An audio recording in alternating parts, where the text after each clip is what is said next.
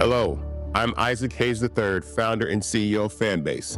And right now we're accepting investors in our $17 million round to revolutionize the future of social media. Today, for just $399, you can own 60 shares of stock in Fanbase at $665 a share. Go to startengine.com/fanbase and invest today. While the big platforms have grown too massive and disconnected from their users, Fanbase is building a platform where creators and users truly come first. We've already raised $4.8 million from everyday investors who believe in this vision, and now you can join them. This is your chance to invest in a social media tech company with over 1 million users that is disrupting media by allowing anyone to reach all of their following and monetize their content from day one. The market is changing, big platforms are failing to serve their users, and Fanbase is stepping up to fill the gap. Don't wait until it's too late. Invest now. Invest for yourself and your future. Go to startengine.com/fanbase and own the future of social media.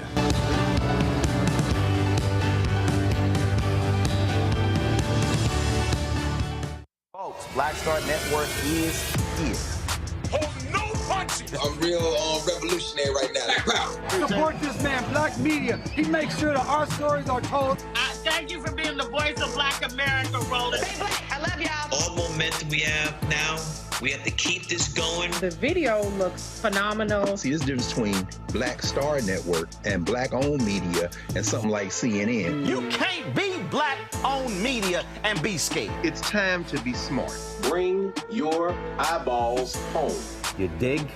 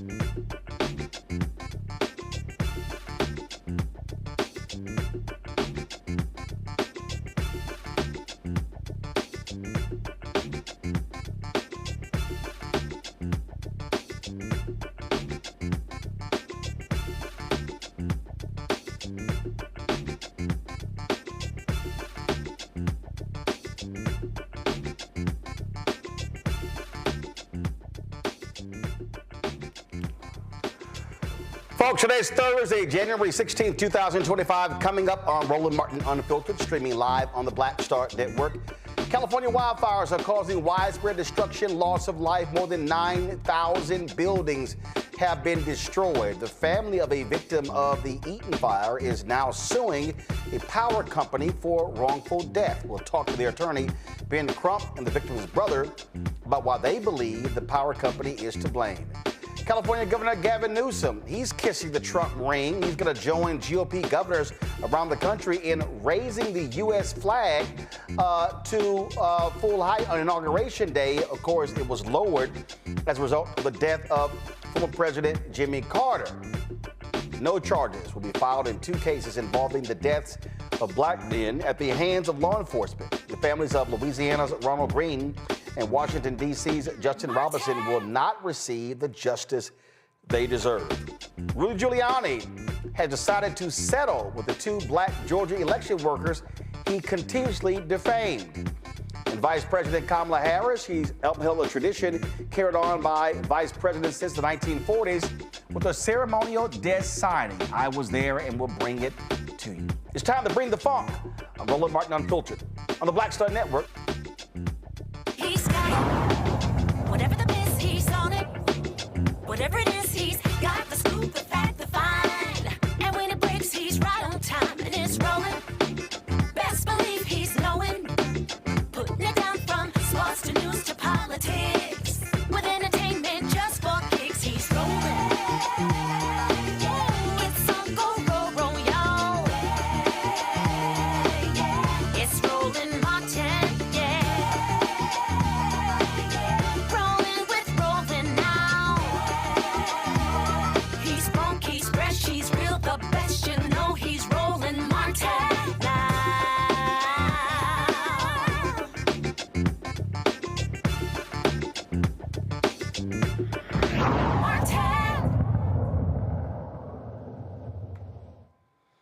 Homeowners and renters who lost their homes in the Eaton fire in the Los Angeles area, plus family members who have lost loved ones, are now suing the electric company Southern California Edison. The family of 59-year-old Evelyn McClendon says Edison failed to turn off utilities despite clear warnings about extremely dangerous fire conditions, leading to catastrophic consequences. The Eaton fire has killed at least 16 people and has damaged or destroyed more than 7,000 structures. Attorney Ben Crump and McClendon's brother Zaire Calvin join us right now. I'm glad to have both of you here. Zaire, apologies for the loss of your loved one, and so our condolences certainly go out to you and the family as well. Ben, we'll start with you. Lay out to us the foundation of this case, or this lawsuit. Certainly, Roland. It's just tragic beyond words what happened to the city of Altadena, a very prideful black community. Zaire can talk more about it than I can, but in less than an hour, 200 acres burnt down to the ground of black people having worked for these homes with their blood, sweat, and tears to be able to give it to their children and have generational wealth gone in a matter of minutes. And tragically, worse than the property damage is the loss of life. Zaire lost his sister, Evelyn McClendon, a school bus driver, salt of the earth, a black angel. And she literally, Roland, died there in her house with, like so many others, with nobody coming to their rescue. And there was a failure to warn because on January 3rd, Con Edison Energy Company had got the warning. They were told directly that de-energize the power. It is a potential catastrophic occurrence about to happen. You had 100-mile winds. And so they predicted that they should turn off the power. They didn't. That was on January 3rd. She died on January 7th. They gave no warnings to the people in Altadena. that proud black community.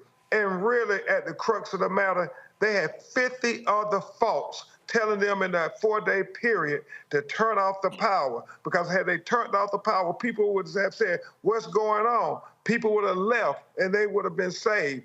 The first time they got notice that they were in jeopardy was when the transmitters blew up and the fire started.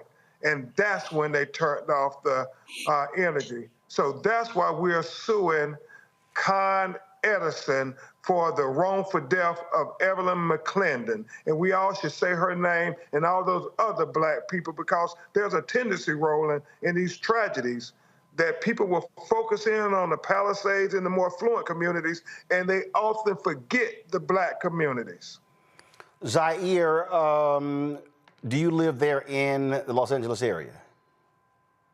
Yes, I grew up, my whole family, my whole life lived in Altadena.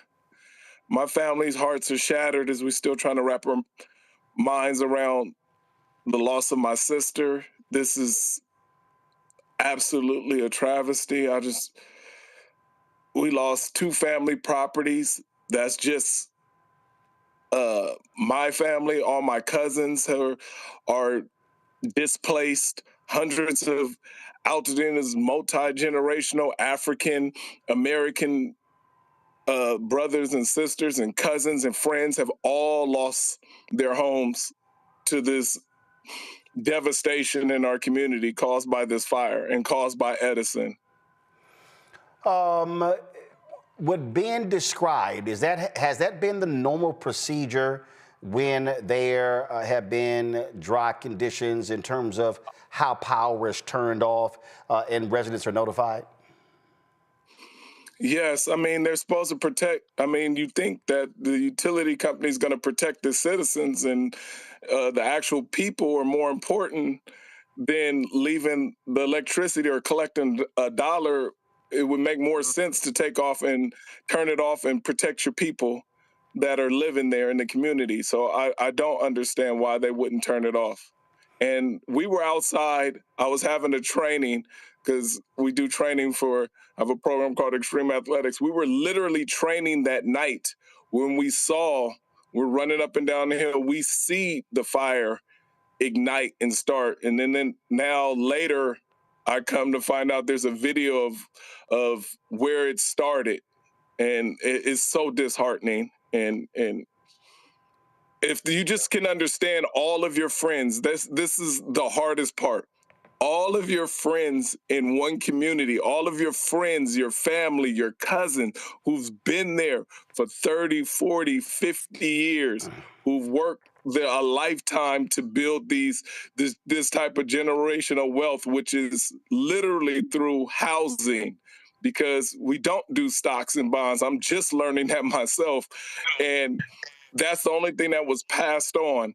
And to see that happen and it be gone in a flash, and my sister literally found my sister, to find her remains because of this is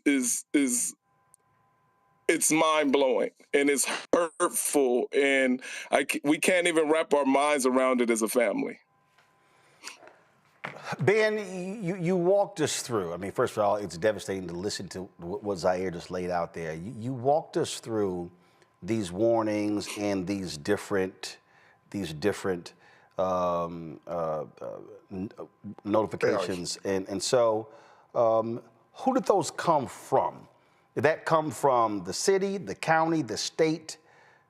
Yeah, it was the state officials. You see, Roland, these wildfires, as we all know, is nothing new to California. They actually have enacted legislation to say what the energy companies must do. It is enumerated in our lawsuit that they fell for California codes that the legislature passed after the Malibu fires with PG&E, where so many people lost their lives and their homes. So they were on notice. They were told that it could happen. You need to de-energize the power. And so that is why people are so upset. Why didn't the California Edison Power Company cut off the power, it would have been as simple, we believe, as hitting a switch. And they made whatever decision. We don't know if it was profit over safety, but they made a decision that they were not going to turn off that power. And unlike the Palisades, Altadena's situation is different because it can be completely tracked back to the transmitter and the power lines. I mean, they have video, as Zaire says, showing how that fire started, and it went like that. In less than 1 hour, Roland Martin, 200 acres of houses. And if you can imagine a populated area like Los Angeles, 200 acres, how many houses are in those 200 acres? How many lives are affected? So Zaire, I mean, he has talked about the black people in that community, how they loved on one another. And my concern, Roland Martin, is that, you know, others get more attention. They had the statistics that say, in these tragedies, white families get on average $126,000 from relief aid. Black people only get $36,000. And so you lost your home, your cars, everything.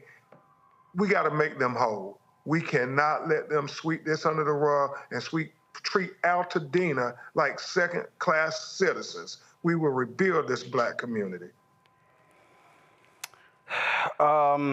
There are a lot of, obviously, you have to contend with being your sister. There are a lot of folks, like yourself, who've lost everything. And so how are others coming to your aid? Are you getting the assistance that you need? Just give us a sense of all of that, Zaire. So as a community, the community is strong, and that's the blessing part of all of this. Everyone is kind of sticking together, but to give you, and it's so sad to say, when you're talking to your cousins and your neighbors and all your friends, and we all are on group chats, every race, every creed, every kind, everybody's talking together, helping each other while everyone has lost everything. So everyone who's trying to help each other the most are all the same people who've lost everything. And that's the part that people don't understand. They're the ones doing the work. They're the ones running around looking up services, sending out text and seeing what help can be out there. They're the ones, all the ones who've lost everything are the ones doing the work, who are literally, as a community, literally bonding together to try to bring resources to each other. I just had a mom, Myra, she won't mind me saying her name, I'm talking about before I just got on, who's calling me, who literally was like, Z, what do I do? Everything's gone. She lived right up the street. I coached her son. She's like, everything is gone, and now I'm just trying to figure out what to do, how to step, how to move. So it's literally us just passing resources to each other to build our community back. And I don't want anybody to have to endure this type of pain as a community. I don't want anybody's community, I don't care what race you are, especially Black, because we've been through enough, to have to endure this kind of pain and frustration and just everything that's going on.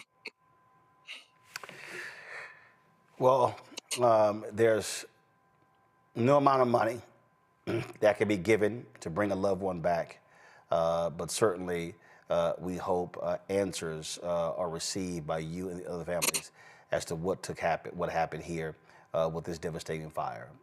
Zaire Calvin, we appreciate you joining us. Attorney Ben Crump, we appreciate you joining us as well. Thanks a lot. Thank you, Roland. Folks, going to go to a break. We'll be right back. Roland Martin Unfiltered on the Black Star Network.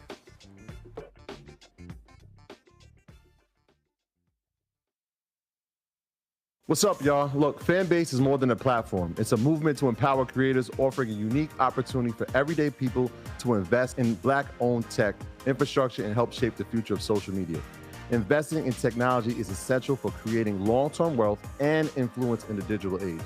The Black community must not only consume tech, we must own it. Discover how equity crowdfunding can serve as a powerful tool for funding Black businesses, allowing entrepreneurs to raise capital directly through their community through the Jobs Act.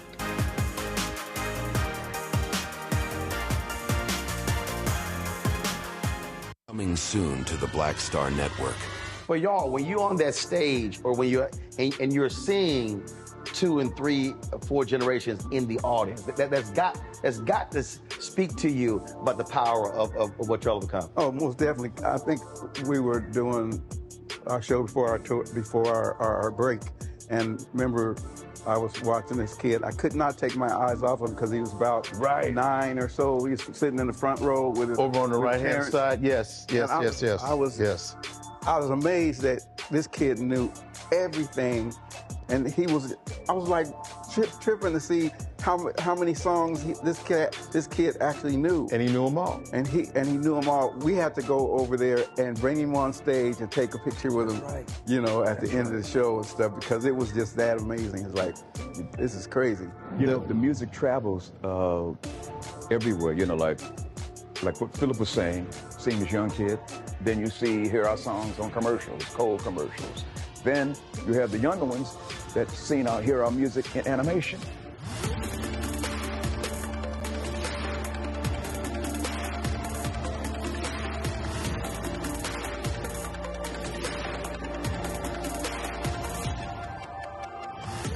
Hello, I'm Paula J. Parker. Truly proud on the Proud Family. I am Tommy Davidson. I play Oscar on Proud Family, Louder and Proud. Hi, I'm Jo Marie Payton, voice of Sugar Mama on Disney's Louder and Prouder, Disney Plus. And I'm with Roland Martin on Unfiltered.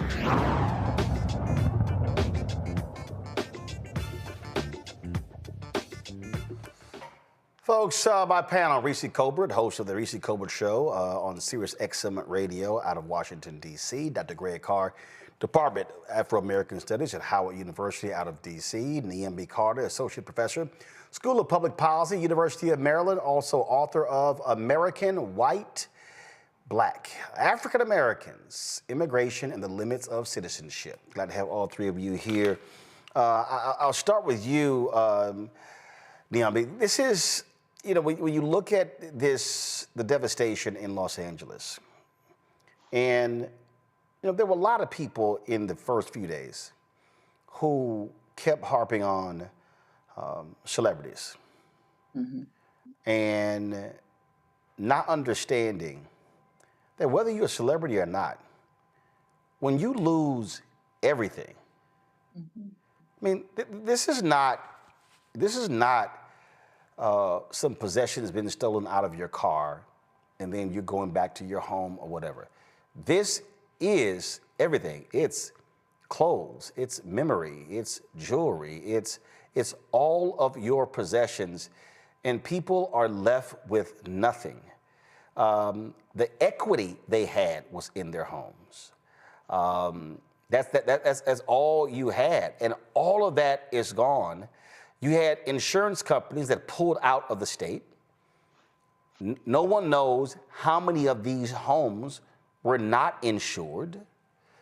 And people, and you listen to, and then of course you compound that with the folks who died, 16, and there are people, many that are still missing.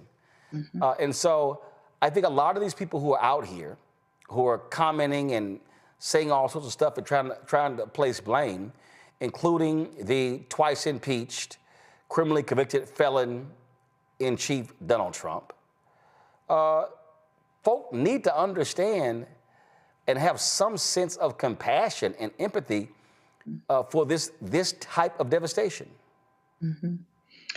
Absolutely. And, condolences to the young man that was just on and all the folks who have lost their loved ones and their homes. And I think this speaks to this broader callousness that is at work in this country. And we've seen it happen with other tragedies. We saw what happened with the hurricanes in Texas. We saw what happened with Katrina in New Orleans. I mean, you go down the list. And when you think about the devastation that is caused to Black communities by these kinds of losses, we can't simply say, well, that's what you have insurance for, because as you noted, a lot of people were in that period where they were going to re-up their insurance, renew their insurance. If some people didn't pay by January 7th, they are not covered. So there are quite a few people who will not be able to recoup whatever they lost. And as you noted, most people's wealth was tied up in their homes. So if people had done anything like refinancing and had mortgages to pay, the most that they can hope for is to pause that mortgage for a year.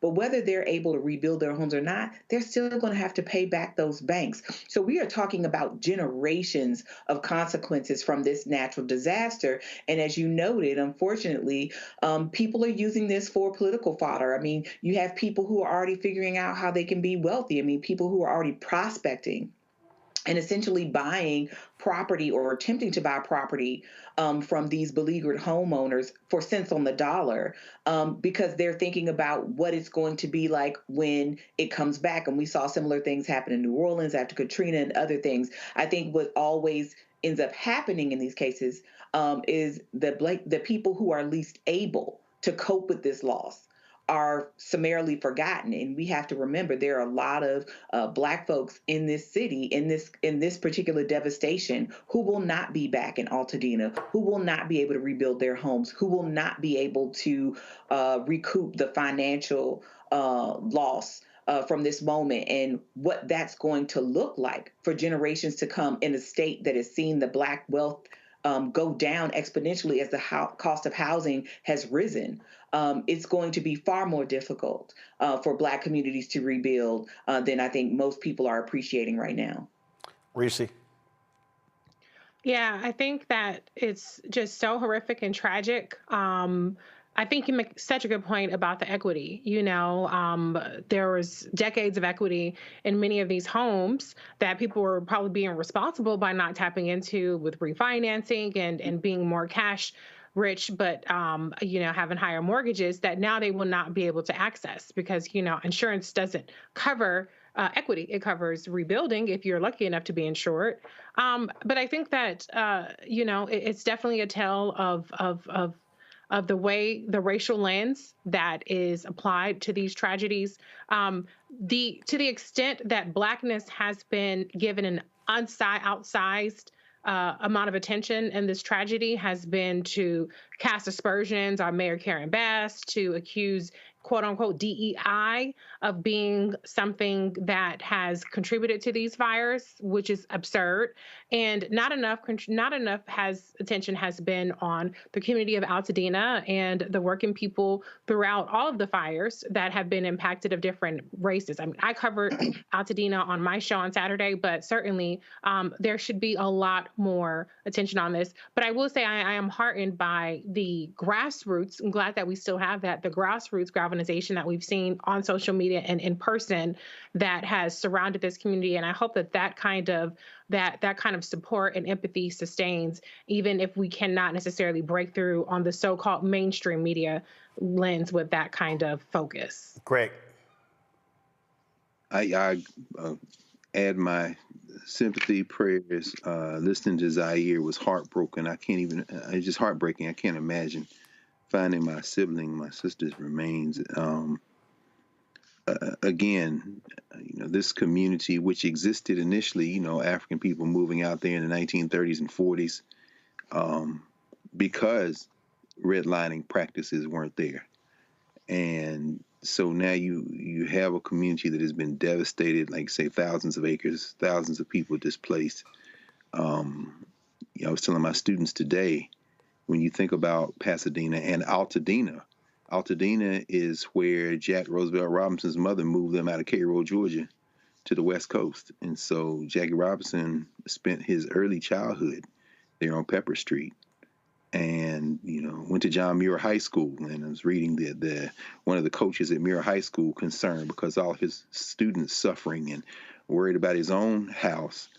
And I've got a couple of students, the Ben sisters, one's in school at Howard now, and her big sister graduated a few years ago, both of them in African American Studies department. and she hasn't come back to school yet. And I was talking with the students who were letting me know that, you know, they are one of the many families that have GoFundMe set up and have been receiving donations. And I'm raising that finally for this point, as we just heard, the whole idea that our communities are resilient, even in the middle of this incredible tragedy, where everything, including for some, lives have been lost. The rebuild already being marshaled, not just the people there in Altadena, not just the people in the wake of the Eaton fire and everywhere else, but from around the country and around the world, people who I've seen a spreadsheet from the GoFundMes just of black families. And of course, this fire knows no color. I'm not saying that, but in terms of what Attorney Crump is raising here, you know, we're going to help. We're going to help each other. And that help is pouring in from all over the place, and therein lies the hope. Indeed, indeed. And so we will continue to bring you these stories and also keep you up to date on what is happening with the resources that are being raised by so many of these families. Going to go to break. We come back. We're going to talk about California Governor Gavin Newsom. What the hell is he doing on bending knee to Donald Trump? I got to talk about this here. But also, before we go to the break, folks, don't forget, support the work that we do here. What we have to recognize is that we are facing dark and difficult days ahead, as Dr. King once said, as he said on April 3rd, 68. And what is coming at us from the thugs who will be occupying that building 2 blocks from here, we will be directly targeted. Black folks will be directly targeted. And if there's any moment for black-owned media to have a backbone, to actually cover news, not gossip, not bullshit. I don't care about who's the GOAT between MJ or LeBron. I don't have time for a lot of this silliness. This is a moment where we need trusted news sources that are covering the issues that matter to us, that are speaking truth, that are uncovering lies, and are being completely unbought, unbossed. And that's what we are here at the Black Star Network. I am talking to several people right now about developing new shows on the network. We want other different voices as well, because we understand that this has to be our focus 24/7, 365. So when you support this network, when you support this show, you are supporting an information platform that is speaking to our interests. And look, it's a lot more white folks also who are listening to us, who are watching us, because we speak truth on this network. And so support the work that we do. The millionaires and the billionaires, they're not funding us. It's going to be a bunch of billionaires sitting on that rostrum on Monday. And you know what? They are bending their knee. They are bowing down. They are kissing the ring. And I'm telling you right now, there ain't no ring that will be kissed on any orange hand. So contribute via Cash App by using the Stripe app. That's the QR code right there. If you are listening to us, you can go to blackstarnetwork.com to actually see the QR code. That's to contribute via Cash App. PayPal is R Martin Unfiltered. Venmo is RM Unfiltered. Zelle, Roland at RolandSMartin.com. Roland at RolandMartinUnfiltered.com. Of course, send your check and money order to P.O. Box 57196, Washington, D.C. 2003 7-0196. Back in a moment. Hello, I'm Isaac Hayes III, founder and CEO of Fanbase. And right now, we're accepting investors in our $17 million round to revolutionize the future of social media. Today, for just $399, you can own 60 shares of stock in Fanbase at $665 a share. Go to startengine.com/fanbase and invest today. While the big platforms have grown too massive and disconnected from their users, Fanbase is building a platform where creators and users truly come first. We've already raised $4.8 million from everyday investors who believe in this vision, and now you can join them. This is your chance to invest in a social media tech company with over 1 million users that is disrupting media by allowing anyone to reach all of their following and monetize their content from day one. The market is changing, big platforms are failing to serve their users, and Fanbase is stepping up to fill the gap. Don't wait until it's too late. Invest now. Invest for yourself and your future. Go to startengine.com/fanbase and own the future of social media.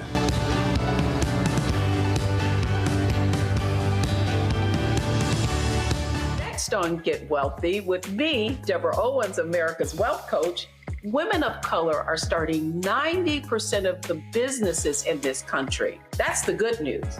The bad news, as a rule, we're not making nearly as much as everyone else. But joining us on the next Get Wealthy episode is Betty Hines.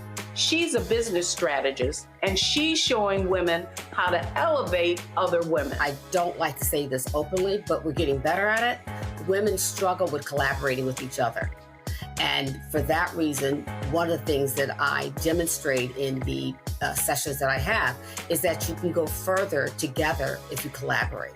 That's right here on Get Wealthy, only on Black Star Network. This is Tamala Mann. And this is David Mann. And you're watching Roland Martin Unfiltered.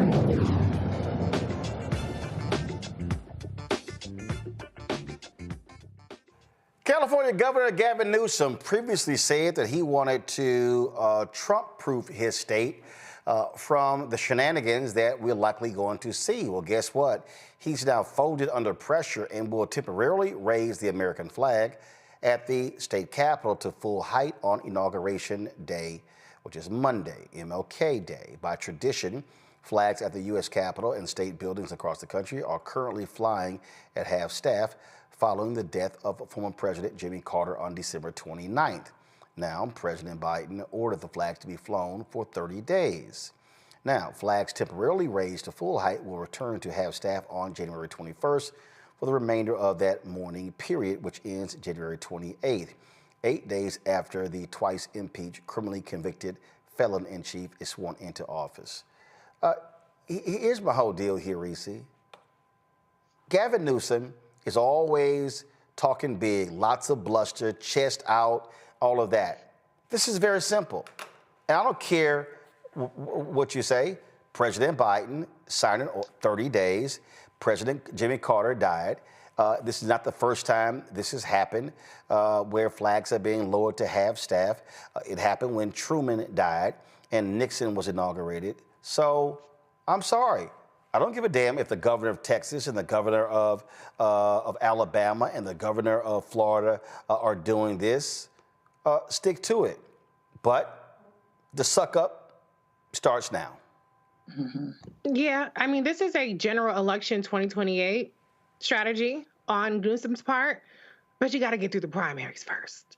And this kind of bending the knee to Donald Trump is not what I will say primary voters in 2028 are going to want to see. So I don't think that this stops Donald Trump from calling him new scum, or the Republicans in Congress, Mike Johnson being one of them, the Speaker of the House, putting conditions on disaster relief for California. I don't think it's going to make their relationship any less adversarial. So what is the benefit aside from perhaps, 4 years from now being able, if he were to become the nominee, which I'm not convinced he will be in any way, shape, or form, but let's say he could say, well, I did da-da-da-da. Get the fuck out of here. Quit being weak, punk ass bitches. Republicans don't concede an inch. They don't surrender an inch to Democrats ever, ever, ever, ever, unless they get a very specific, tangible benefit that they can claim sole credit for and rub in Democrats' face. They don't ever do this kind of shit. They're not gracious. They don't do anything like that. So this is the disconnect that happens with why so many Democrats are disillusioned and disaffected and feeling like that Democrats aren't really up for the fight. Democrats are very quick to be like, oh, we don't have time for politics and this and the other. So that's all he had to say. Well, I'm not worried about where the flags are. I'm worried about stopping these wildfires. He could have said that and kept it moving. But they let Republicans, they let right-wing media, and then the people who regurgitate right-wing media attacks as questions dictate the conversation. So I think this was a weak move. If there was a 5% chance that this would actually help Californians, then I'd be like, hey, I'm pragmatic. I'm willing to make that change. I'm willing to make that exchange to humor Donald Trump for a whole day, go back to status quo with the flags being half-mast. But there isn't a chance in hell because every single Republican is going to be working on dragging Gavin Newsom's ass through 2028, 2029, period. What I don't understand, Niambi, is this is real simple. If anybody criticizes you, the answer is very simple. Former President Jimmy Carter passed away. President Joe Biden signed this. Flags to be flown at a half-staff for 30 days. End of conversation. Have some courage. But I think this is what Reese was alluding to a moment ago. Everybody thinks that if they appease Donald Trump and they appeal to his ego and play nice with him, that he won't bite their faces off. There's no evidence that that is the case. If anything else, this is going to make him despise you more, because one thing Donald Trump will pounce on is weakness. And this looks like a moment of weakness for Gavin Newsom. The fact of the matter is Donald Trump is probably not going to lift much of a finger to help California, and certainly not do anything that would make or elevate Gavin Newsom in the state's mind. Even though he can't seek re-election, this could be a part of his legacy, right? Like, how do you respond to this natural disaster? And Donald Trump isn't going to do much to help him succeed in that. He certainly has been very open about how much he despises Gavin Newsom and how much disdain he has for the state of California and the people in it. So I think this was a moment, like you said, that didn't really require a response. I mean, in some respects, Gavin Newsom made his own unforced error, because it wasn't something that everyone was clamoring to do. I mean, most of the people have done this are, folks in Republican states like Ron DeSantis and Ivey over in Alabama. So why he decided to do this is beyond me, especially because we know that Donald Trump will not concede one iota of additional resources that he doesn't have to the state of California and to the Newsom administration. So for me, I think this was a weak move. I don't think it puts him or the state in any better position. If anything, I think it helps to bolster Donald Trump's sensibility about his own self, because who is jealous of a dead man? I mean, somebody like Donald Trump. Absolutely, and that's all this is. And so if progressives were looking to California Gavin Newsom to be the one with the spine and the backbone, clearly it's absent. Yes. I actually am excited. I'm actually excited for Monday. I've never had an investment in the United States, not since I really became a deeper student of history. It's got to be broken apart. It will break apart. History tells us that. There are very few societies that don't. That's why they're stifling laughter in Beijing right now, even as they build these large land invasion crafts, which when they get ready to take Taiwan, it'll be very interesting to see. Retake Taiwan. I agree with Reese, of course, that this is a strategy for 2028. When our brother there in Niambi's home state of Maryland, the governor of Maryland, said, "I'm not the leader of the resistance, I'm the governor of Maryland." I think that too was a gesture, not toward Trump, but toward the voters base. And, whether it be Newsom or Wes Moore or anyone else who's saying, "I'm not jumping out there with the rhetoric, watch my actions," I think it's going to be an interesting next couple of years. I won't say 4 years, because Junior Varsity Vance has been very silent. I mean, there is a 25th Amendment. I don't expect that Trump will make 4 years. We'll see what in fact, this is my New Yorker came in the mail today. This is the cover of the New Yorker there, as you all can see. Elon Musk being sworn in as well. But finally, thinking, because yesterday, of course, was Dr. King's actual birthday, I was thinking a lot about our brother. Thank you, Roland, again for introducing me to being able to meet and chat for a second with Fred Gray down there from Alabama. Fred Gray said, "I fought with the laws I had."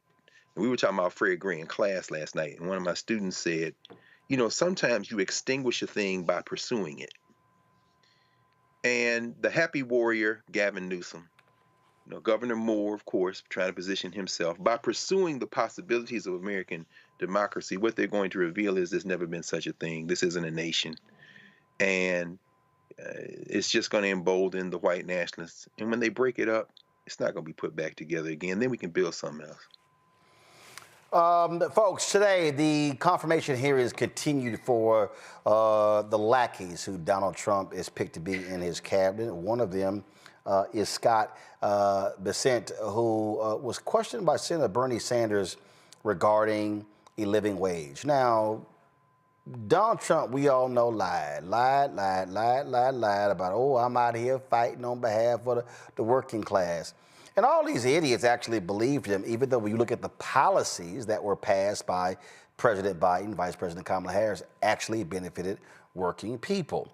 And so what greater item that impacts working people than the federal minimum wage? This is Senator Bernie Sanders challenging Trump's Treasury nominee. And if you want to understand where they're coming from, watch this.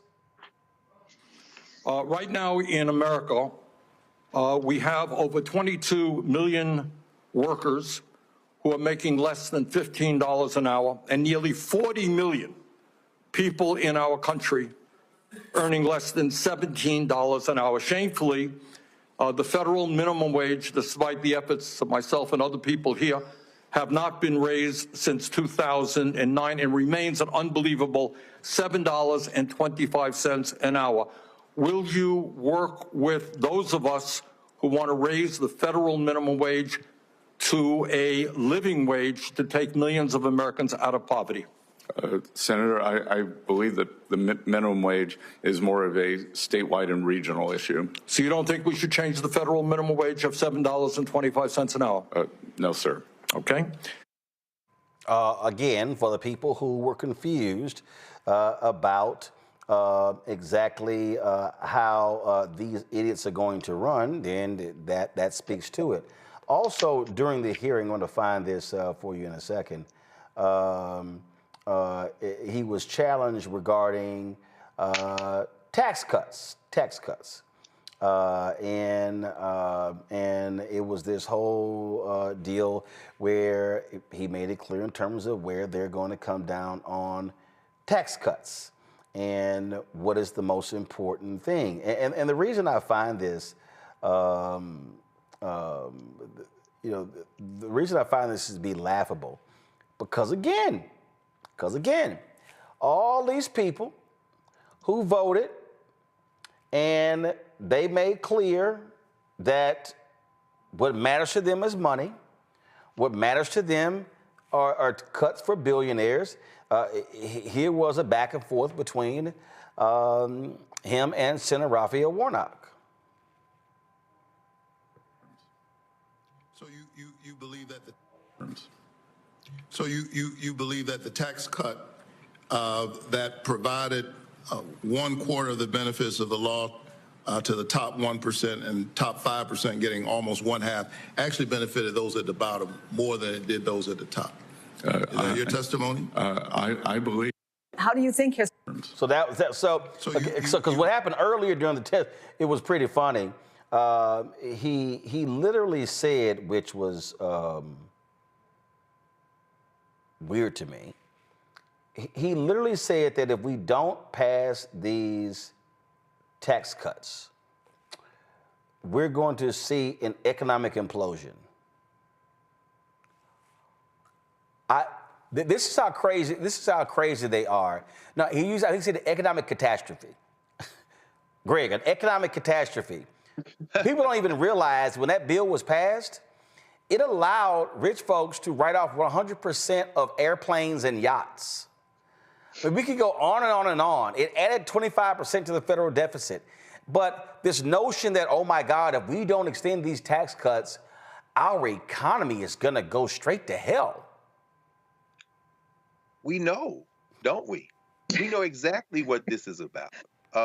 Today's Financial Times headlines were kind of relating the story of how the banks are reporting record profits and looking forward to even more windfall in this Trump administration, and how they are, and in fact, one of the editorials urged these banks to really show their gratitude for the economy by, you know what, already, not making sure that the people who put their money in the banks are better taken care of, but returning to their stockholders dividends. That's what they're doing. Everybody's lining up. And it's interesting, there was somebody, maybe it was Keith Olbermann, I'm trying to remember. He said, Trump isn't nominating folks, he's casting. In other words, he's casting. So when you see this fool Hegseth, this Christian nationalist, Christian soldier, Klan adjacent Christian soldier, who can't tell you what happens at the Pentagon or Department of Defense, that's inconsequential. He looks like the guy. Tulsi Gabbard can't even tell. Hegseth doesn't know the nations in a sin. Tulsi Gabbard can't tell you what they do at National Intelligence, and we all know why she's being cast in the role she's being cast in. This man is sitting in Mar-a-Lago looking at people, and it's a vibes thing, but it's inconsequential because ultimately the people who really are using this fool as a signing pin, and should he stumble, have their Manchurian candidate ready in the waiting, Junior Varsity Vance, are these billionaires. And so now it's been announced, I think today was it, that the head of TikTok, the Chinese dude, is going to be sitting there next to Bezos and Zuck and Musk on the dais. So and TikTok is sponsoring one of the inauguration balls, but go ahead. Exactly. So, and a minute ago when I mentioned Fred Gray and Martin Luther King's birthday, of course, between his actual birth, the 15th, and Monday, it is an opportunity for us to really reflect on what we were pursuing in that civil rights movement. The beginning of this criminal enterprise in Philadelphia with the Constitution, the high point of perhaps a renegotiation of terms in the Civil War, Pickett, Gettysburg, or for that matter, Galveston with Juneteenth, and then Montgomery, Alabama, when another attempt is made to renegotiate. But every moment that we have challenged this state has resulted in the state revealing itself even more as a thing that can't be renegotiated. This is a thing, perhaps this pain will wake these poor people up, perhaps it won't. But maybe this time we will understand, whether it be Black Star Network, Fanbase, or whatever else we rebuild, maybe we'll understand that ain't nobody coming to save us. So we just gonna have to do this ourselves.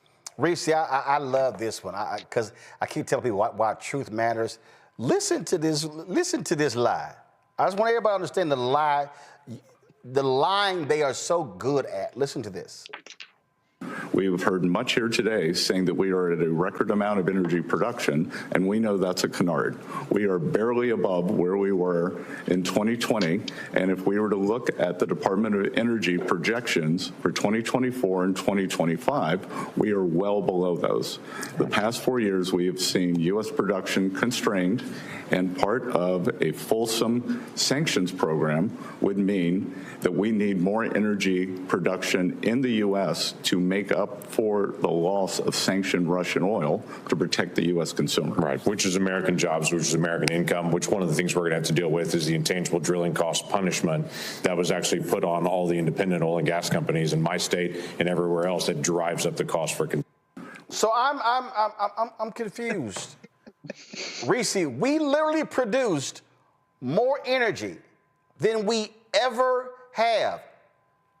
That was a lie. Right. Who cares? What difference does it make? Exactly. To the dumbass American public who heard lie after lie after lie after lie after lie and said, let's get Trump back in here. I mean, this is a fucking dream come true for the billionaire class who are probably somewhere doing some top secret exploration of Mars or some other country or some other goddamn planet to get to because they're wrecking the fuck out of this one. Okay? So all the tax cuts and all the other shit ain't gonna preserve the planet for them as billionaires. But they got an exit strategy anyway, Jeff Bezos. So it's crazy the way that these people gaslight. I mean, this is a tweet from Steve Ratner, January 8th. Energy production is at a record high. Since 2019, the U.S. has produced more energy than it consumed, and that surplus plus grew under Biden. This is the chart right here. And way more than Bush, energy guy, way more than Obama, way more than Trump. And it's like, oh yeah, we haven't produced enough energy. Yeah.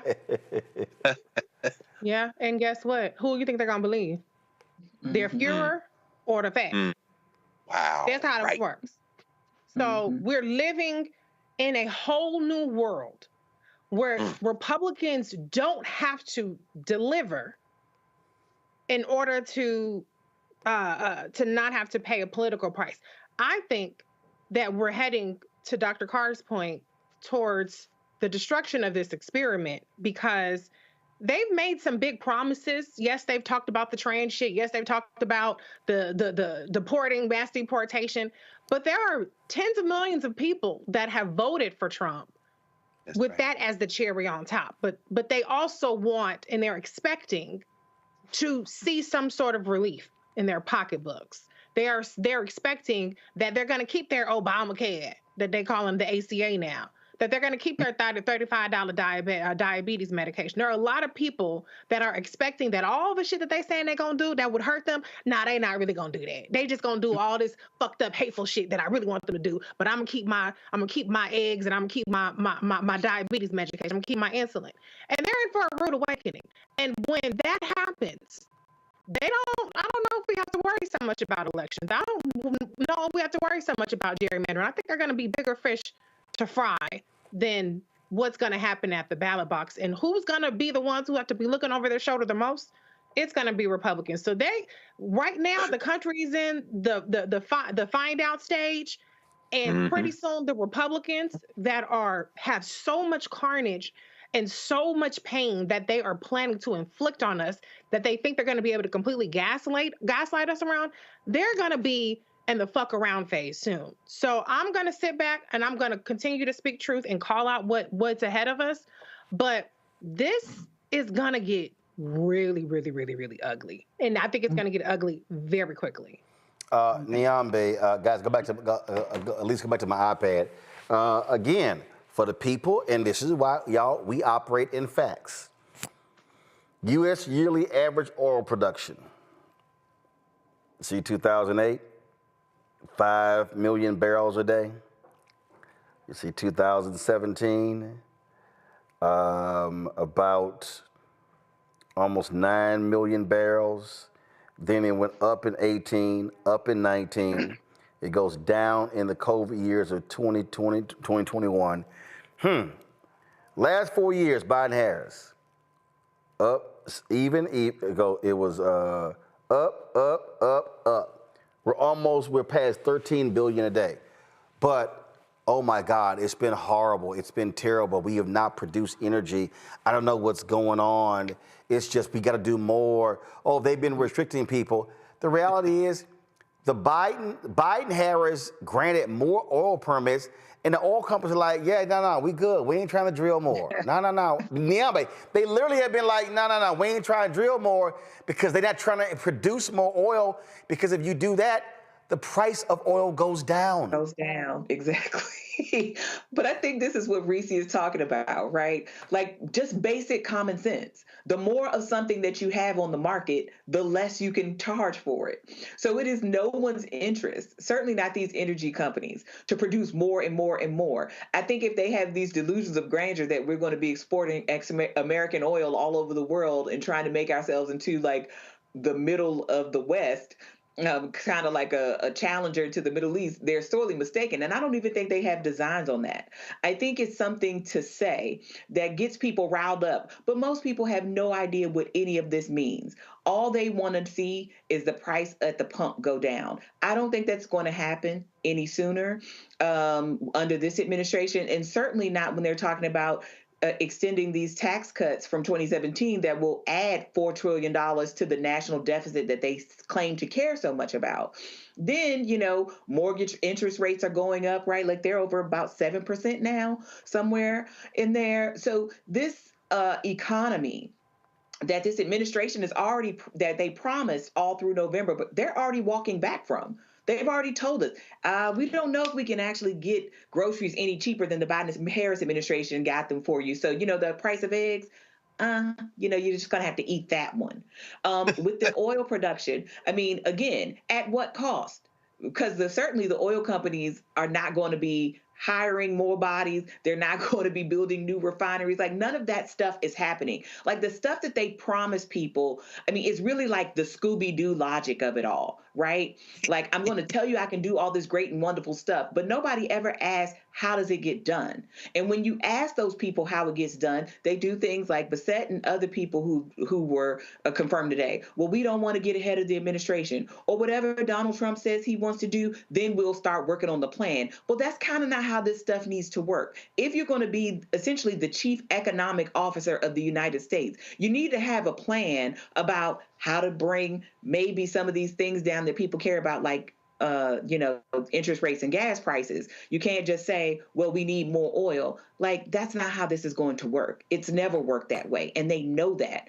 But Americans pretend that they care about any of this stuff, and they don't. They care about the meanness. The pain is the point. And I think Reese said it best, which is, this isn't about facts or any of that. People want the stuff that they want, but they want all the poop to roll downhill and get on everybody else's shoes and not theirs. And unfortunately, that's not how it works, because what these people don't understand is they're part of the class of people that Donald Trump actually doesn't interface with often and can't stand.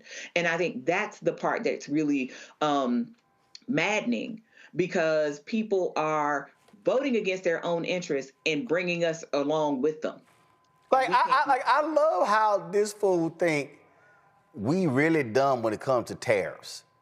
Listen, listen to this fool. And y'all, mind y'all, this dude worth more than $500 million. This to me is funny. Listen to this. I believe these tariffs, you can call it whatever you want in terms of trying to gussy it up. They're going to be paid for by our workers and small businesses. All through the campaign, we heard they weren't, that foreign countries were going to pay it. I think that's baloney. It's going to be paid for by workers and small businesses. So, your response. Yes, Senator, I would respectfully disagree. And the history of tariffs and tariff theory, optimal tariff theory, does not support what you're saying. Traditionally, we see that the current, if we were to say use a number that has been thrown around in the press of 10%, then traditionally the currency appreciates by 4%. So the 10% is not passed through. He act like we didn't see this in between 2017 and 2021, when the tariffs were slapped on China, soybeans, milk, and other products. Farms failed. They went bankrupt. The American taxpayer, guess what? Trump handed out $25 billion to these farmers because of his dumbass tariffs. Reese, go ahead. They just, like, first of all, this is the sequel. This is like, how many Fast and Furious have we had? About 11, 12, 13? Like, they act like we ain't seen this movie before. This is a sequel, boo. Well, here's the thing. Fuck all that shit about theory, optimal theory. We're not talking about theory. We are talking about the specific tariff announcements that Donald Trump has made. And there has been solid economic analysis on the specifics of what Donald Trump has announced, which is not good optimal tariff policy. It's bullshit. It's tariff policy that is based on fiction, that we have some sort of border crisis that is going to be applied to all goods coming from multiple countries. That is not how tariff policy done correctly is supposed to work, where it's supposed to target specific industries or specific products. That is not what Donald Trump is talking about. And so, unfortunately, yes, we do have a lot of people, I won't call them dumb, because not everybody is expected to know tariff policy, but, you know, a lot of people have the false impression that tariff money is free money for the United States, that tariff money is paid by the citizens of the countries to which the goods that the tariffs apply to come from. The tariffs are paid by the importer, and the importer passes those costs along to us. So if you don't believe that after being told that that's what happens, then you're a dumbass. If you didn't know that beforehand, I forgive you. But now you understand that. And so what this guy is talking about is bullshit because he's trying to pull in this hypothetical that is not anyway in the ballpark of what Donald Trump has announced. So we have a person who is going to be over our Treasury Department that's going to gaslight and lie. Let's assume he knows the truth, which maybe he doesn't. And so he's a dumbass too, who is going to steer us in an even worse direction than just going off of Donald Trump says stupid stuff and nobody believes he's really going to do it because he has competent people in office. That was the last time. This time, we're fucked. I mean, I found the clip where he was the economic calamity. If y'all want to laugh, listen to this here. This is the single most important economic issue of the day. This is pass-fail, that if we do not fix these tax cuts, if we do not renew and extend, then we will be facing an economic calamity. And as always, with financial instability, that falls on the middle and working class people. We will see a gigantic middle class tax increase. We will see the child tax credit halved. We will see the deductions halved. So it will be what we call in economics, it has the potential for a sudden stop. And as I said, traditionally with these sudden stops, it falls on working Americans. He's right. He's right about that because the rich don't pay. So, of course, it falls on the working class Americans. But this is the thing. Bessett is defending those who have sent him there. They will continue to loot the Treasury. Elon Musk and Jeff Bezos, of course, Musk already, and Bezos increasingly with his whatever Blue Bayou, Blue Horizon, Blues, whatever his space dreams are sucking up federal tax dollars, our taxpayer dollars. Now, the thing that no one is paying attention to who voted for Donald Trump, and very few people who voted for Biden, or voted for Harris rather, are paying attention to, is that we live on a globe. We live in a world. Oil is increasingly less important. China has the huge share of the supply chain in lithium. We're talking about electric batteries. David Brooks was writing in the New York Times the other day, says that China's shipbuilding industry has a capacity of 230 times that of the United States right now. Their electric vehicles, the reason that Elon Musk wants control and now will have control of the federal government, at least in the short term, sorry, Steve Bannon, your racist base probably not going to like it, and you already see what's coming, don't you, buddy? Don't you, buddy? Elon Musk is in bed with China, in part because BVD is eating the lunch of Tesla. And BVD is BYD rather, is the biggest electric vehicle producer in China among many other big ones. The EU is terrified because they're trying to throw up protectionist forces to stop China, but China is exporting their trade deficit in terms of what they export and what they import now. Just reached, is it $1 trillion? I'm trying to remember in terms of, it's right at just south of $1 trillion. Canada's terrified because they have bad relations with China, and so they've got a toady up to the United States. But meanwhile, Mexico, Sheinbaum is throwing the middle finger because she's like, there's a world out there, baby. And what is going on right now with the BRICS and everything else, the world now will look away from the United States at the very moment that Trump and his fools, because they need to be elected to office, at least in the short term, are appealing to white nationalism, that they're going to try to argue that they need to be protectionist. You know what's going to happen? The food riots that people look at and say, that would never happen here. Get ready to throw hands in the Walmart. Get ready to fire off a fire shot in the Kroger or the Big Bear or the Piggly Wiggly. Why? Because supply chains are global, friends. And when you throw up them tariffs and you go protectionist to win elections, what you're going to end up finding out is the world is now moving. Everything from trying to find other reserve currency to try to figure out how to offshore some of this currency stuff into electronics. That's what they were talking about, the BRICS, when they were in Russia a few months ago. And China and Russia and Iran and all them places you scare people to so they can drive you to the polls. They are trying to figure out how to work around the United States of America. They're just accelerating the inevitable, which was the collapse of this criminal enterprise anyway. And of course, outgoing FBI Director Christopher Wray also made clear that the Chinese hackers, they ready to pounce when they need to. Listen to this. What is the greatest threat facing the incoming Trump administration? Well, the greatest long-term threat facing our country, in my view, is represented by the People's Republic of China, the Chinese government, which I consider to be the defining threat of our generation. What has the FBI found about Chinese penetration of U.S. cyber and infrastructure?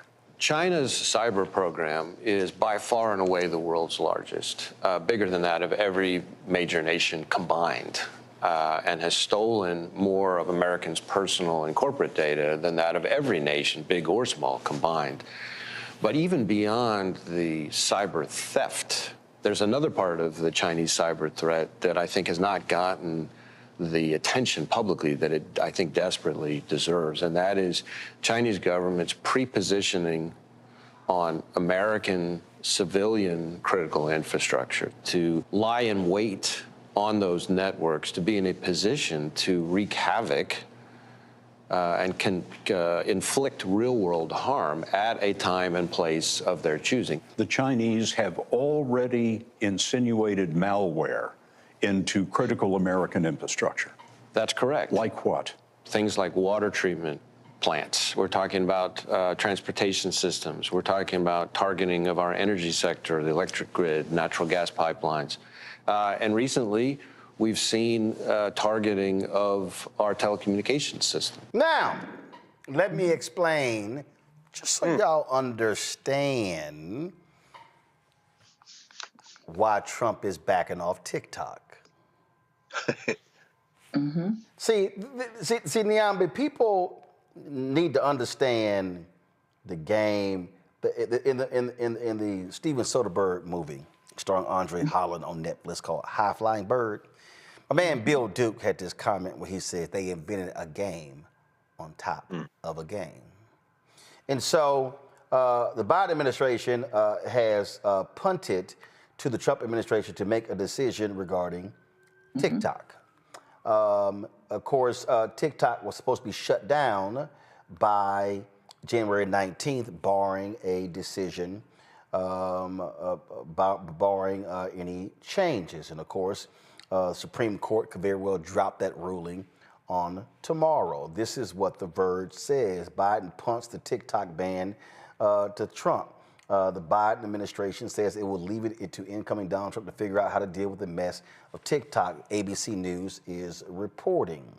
So let's understand what's going on here, and I need people to understand.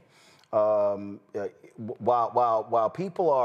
Donald Trump sits here and talks loud about China and how they are a threat, let's not forget how many patents his daughter got in China when he was in the White House last time. So let's not forget that. Let's not forget the business dealings that Donald Trump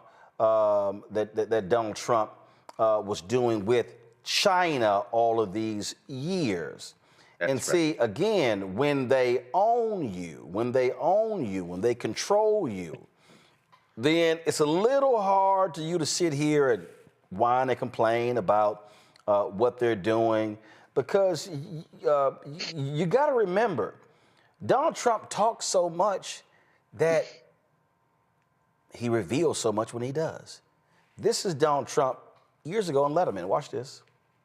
I have nothing against China. I just hate that their leaders are so much smarter than our leaders. 2016, we will not be the world leader anymore. We have been always. But in 2016, China becomes the great economic leader. Even if Mitt Romney is elected, he says that maybe he can turn it around. Well, do you think he could turn it around? I think we can. Do you think Mitt Romney can turn it around? I think he can. All right. First of all, let me pause that. That was an absolutely lie. What he predicted did not happen.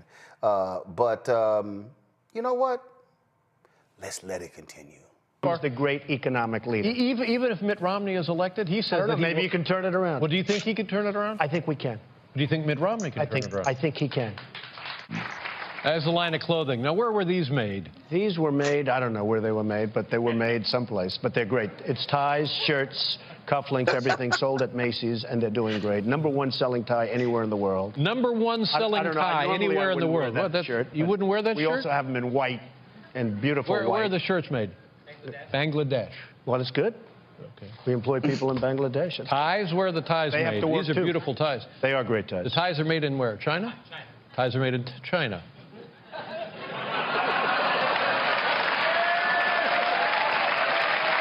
I'll tell you, and you know what, David, in all fairness, I've been very open about that, and not all of them, by the way, but I've been very open about that. Are you okay? Is the No, chair I'm was fine. made in China. Yeah, I know. The chair was made in China. was made in China. You buy that at Macy's, by the way. Let's just shut down the Donald Trump factory in Beijing. I would love to. And we'll put up a tie factory in Jamaica, Queens. I love it. And we'll make the Donald Trump tie. I'm for it. But the problem with that is they can't do that because they only want to pay $7.25.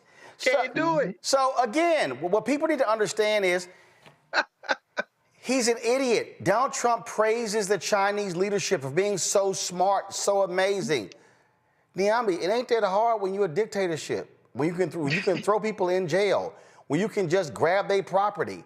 There are no such things as, private laws, landowner rights, things along those lines. China's like, now we control and run every damn thing. I mean, that's how idiotic, all of this is when you listen to these fools. And here's the reality. He's going to kiss the ass of TikTok. And so the TikTok CEO is going to be sitting on the stage, all right? And so he's not going to let them ban TikTok because, again, we know who he is in the pocket of. And let me be perfectly clear. All of you idiots in Wisconsin, Michigan, Pennsylvania, Georgia, North Carolina, Arizona, Nevada, all the battleground states, and I'm going to go ahead and throw in Alabama, Florida, Texas, Arkansas, South Carolina, Mississippi. Y'all don't understand. Y'all about to get jacked. Y'all broke asses are about to be left high and dry. And so then they going to change the script on you. Then they're going to bring back caravans. Here comes the caravans. Here comes the caravans. Then they're going to bring up, there's transgenders. Look at them. They're trying to walk into our bathrooms. You idiots fell for the banana in the tailpipe. And now you're about to get flogged with that same banana that was in the tailpipe. Niambi. Mm-hmm. Well, look, all of this is distraction because, as you know, America doesn't really want a real trade war with China because, as you noted, when we did it in 2018, 2019, 2020, it was a lot that happened, not just to farmers, tech industries. I mean, you had hundreds of manufacturers saying, please stop this. They estimate hundreds of thousands of Americans lost jobs because of our last trade war with China. I mean, the United States was looking so inward that it failed to look what China was doing. China is all over Africa right now. China is building highways and doing all kinds of stuff. And you know why? Because they want those natural resources to manufacture the batteries and the pieces that go inside of our phones and inside of those electric vehicles. Because it's not in the manufacturing of the car, it's in the parts. And they know that. And then when you look at China's own infrastructure, I mean, they have maglev trains that can get you from Shanghai to Beijing in a matter of hours. And we can barely get from DC to New York in 3 hours because we have such terrible infrastructure. So we don't actually really want to go to war with China in trade and in tariffs. It's a fun thing to say because Donald Trump wants to be an autocratic leader. Donald Trump wishes to be like the people and the leaders of China and Russia and all these other places. That's what he actually wants to be. I think what people fail to realize, though, is at the end of the day, Donald Trump is a businessman. So he will still make money in that same China and with those same Chinese government and government officials that he lambasts today. And then he's going to tell you, as you said, it was the immigrants that started the fires. It was the immigrants that are taking your jobs. It's because of something else that you're experiencing inflation. But Donald Trump is over here, telling you to look at this hand, but this hand is over here in the pockets of somebody else. And most of them going to be these very same middle class and poor folks, working class folks that you talk about in all these states that voted for him because he's going to stick it to China. I mean, the United States lost that battle a long time ago. And I don't know that people are prepared for what it will cost us in real time. And the reason I laugh, Reese, I laugh at all these people who talk about, we look at what China, what they're doing. Like, for instance, this train that goes 248 miles an hour, this right here. And they're like, I don't understand. Why can't, guys, come on, go to my iPad. What are y'all doing? Go to my iPad. Let's go. Why can't we have that in the United States? Well, let's see, because it's the Republicans who have been blocking the transportation dollars for high-speed rail, because guess who has been sitting here saying don't do that? The airline industry, because they know that if you go on the train that's moving 240 miles an hour, damn, I don't need to fly. And that now means airplane monopolies now are going to have competition. We don't want that because we need to keep making record profits. Yeah, all of that. Unfortunately, I wish that I could say that Donald Trump being a businessman is something that means that he will ultimately succumb to logic and reason and fiscal responsibility, because there's no evidence of that. I mean, he's been bankrupt multiple times. He made the deficit far worse. He owns 25% of the deficit since the beginning of the deficit, as in one 4-year term. And he is insisting on things that have no economic sound reasoning. And he's surrounding himself by sycophants who will absolutely not be a check on him. And so while I would love to believe that a lot of this stuff was bluster and cooler heads will prevail and eventually logic will rule the day, I don't have that confidence. I would love to be pleasantly surprised by that, but I don't have that confidence. And to your point, Roland, about how different industries have obstructed this, I want to go back to the good old days where billionaires just jetted off to Davos, or they had their yachts in Saint-Tropez. They left us the hell alone. Now they're not happy with that. They are here to fuck up as much shit for us as possible, okay? Taking over the newspapers. They already own the social media companies. All of this stuff is to just infiltrate and just make sure they take over of every part of American life to squeeze as much profit out of us as possible in things that weren't supposed to be the most profitable enterprises. There was supposed to be some profit, but it was supposed to serve the people of this country. And that's who we've handed the keys over to. So forget about progress on getting places quicker, getting places easier, on getting places cleaner. Forget about all that. Forget about your prices going down. Forget about your quality of living going up. All that shit is out the window with what these people have planned for us for the next 2, 4, 6, 8, 10 years. Mm-hmm. Well, all I'm simply saying from folks, y'all better understand, hold your wallet, because guess what? Guess what? The richest cabinet ever, they're coming for it. They're going to rape and pillage America. They're going to have an assault on the U.S. Treasury you've never seen before. The Republicans are going to that money that was passed to increase IRS agents. Oh no, the Republicans are getting rid of all of that because they need their rich donors to have more money. And all of you fools and let me just go ahead and say it. All of you FBA, B1 people who are out there yelling about how more checks were coming and Trump was sitting here. Y'all wanted tangibles. Oh, Trump was going to give you tangibles. Oh, you can bank on the tangibles that Donald Trump is going to give you. It's going to be a foot in your ass.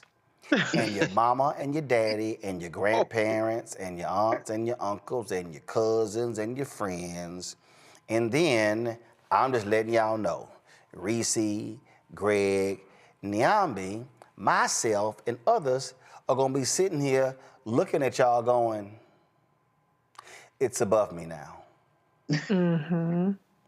Because y'all were some dumbasses who spent 4 years shitting on Biden. Then you shit on Vice President Harris. Y'all said she wasn't a sister. Y'all talked about how she cooked collard greens. Y'all acted like some assholes about Hillary and hot sauce. Y'all talked about all this sort of stuff like this. And you knew what y'all to get? Butt-naked, nude model, First Lady Melania Trump. What y'all about to get is the twice impeached, criminally convicted felon in chief, Donald Trump.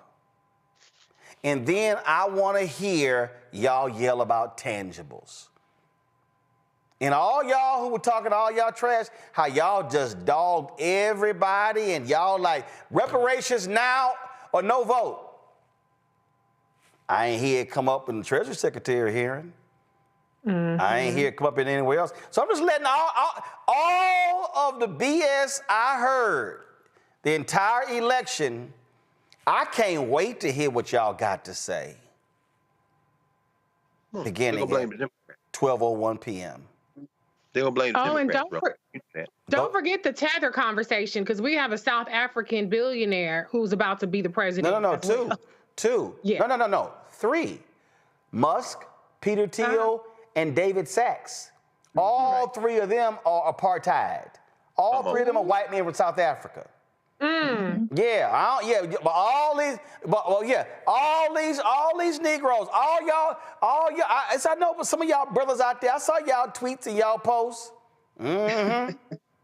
It's amazing how y'all asses went silent. Mm-hmm. See, I could start naming some names. Philip Scott. Oof. Boyce Watkins. Don't do it. Vicky Dillard. Tariq Nasheed. All that stuff y'all were talking. Let me know what's coming black folks' way with the billionaires running the show. But don't forget. Immigrant. Go ahead, Greg. We're shields for the Democrats, and this is for... Oh, yeah, that's right. Right, we're shields. Not that we fight on behalf of black people. Not that we fight, not that we look at policy and fight on behalf of black people. In fact, ain't it interesting that all these some bitches been real quiet about pardons and clemencies? And so, it's amazing. It's amazing. Greg, go ahead. Make the final point before I go to break, because I'm going to start cussing some folks out.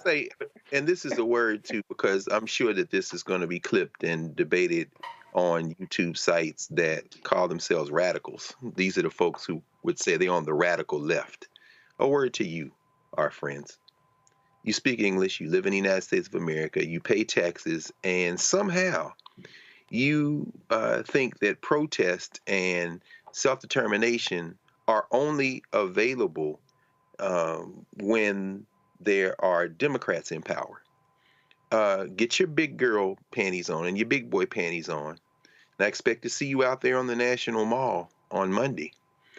Because all that stuff you talked about, Cop Mala and Genocide Joe, even as Trump is praying that his murderous friend Bibi Netanyahu can rein in that crazy-ass defense minister in Israel so they can get a vote and get this thing off of his plate before Monday, I expect to see you all out there giving exactly as much or more hell to these folks who are now in office than you did, because didn't you see how quickly Gaza disappeared from the headlines? Mm-hmm. Didn't you see how quickly all them protests and all them arguments that were made disappeared? Guess what? I think the young people say, what is that little phrase? Keep that same energy. Mm-hmm. Don't want to hear it, my friends. Don't go stick your nose in reading another line of Fanon or Marx. No, get your ass out there. Expect to see you at noon on Monday, because it's time for the revolution. All right, going to a break. We come back. Rudy Giuliani has a settlement with the 2 sisters who've been on his ass because he defamed them. Also, Vice President Kamala Harris continues a VP tradition since the 1940s. I will show you what that was. I was right there watching it happen. And we'll talk about the 2 cases, black folks not getting justice out of D.C. and Louisiana. You're watching Roland Martin Unfiltered on the Black Star Network. Hello, I'm Isaac Hayes III, founder and CEO of Fanbase. And right now, we're accepting investors in our $17 million round to revolutionize the future of social media. Today, for just $399, you can own 60 shares of stock in Fanbase at $6.65 a share. Go to startengine.com/fanbase and invest today. While the big platforms have grown too massive and disconnected from their users, Fanbase is building a platform where creators and users truly come first. We've already raised $4.8 million from everyday investors who believe in this vision, and now you can join them. This is your chance to invest in a social media tech company with over 1 million users that is disrupting media by allowing anyone to reach all of their following and monetize their content from day one. The market is changing, big platforms are failing to serve their users, and Fanbase is stepping up to fill the gap. Don't wait until it's too late. Invest now. Invest for yourself and your future. Go to startengine.com/fanbase and own the future of social media. Next on the Black Table with me, Greg Carr. There's a lot of talk about the inevitability of another civil war in this country. But on our next show, we'll talk to a noted author and scholar who says we're actually in the middle of one right now. In fact, Steve Phillips says the first one that started back in 1861, well, it never ended. People carrying the Confederate flag, wearing sweatshirts saying MAGA Civil War, January 6, 2021, stormed the U.S. Capitol, hunted down the country's elected officials, built a gallows for the Vice President of the United States, and to block the peaceful transfer of power within this country. On the next Black Table, here on the Black Star Network. Now streaming on the Black Star Network. I was challenged by my uncle early on, before I even had a career. Like, I was maybe 8 years old, and my uncle said, "What do you want to do?" And I told him I wanted to be a rapper. And he said, "Okay, well, I don't know anything about the music business, so what you should do is learn everything there is to know about the music business, and I'll make sure that you have the resources to push you through." And so I went and bought books, All You Need to Know About the Music Business, hit me in. I just went and bought a bunch of books, just started reading as a 10-year-old, just reading. And so I learned, all things licensing, mechanical rights. I learned about publishing, learned about how composition is broke up into two pieces, the writer's portion and the producer's portion. But by the time I actually learned, I came back and I was ready to okay, I got it. He was going to prison. So I had all this information. All this knowledge. All this knowledge. You like, well, what I'm going to do with it now?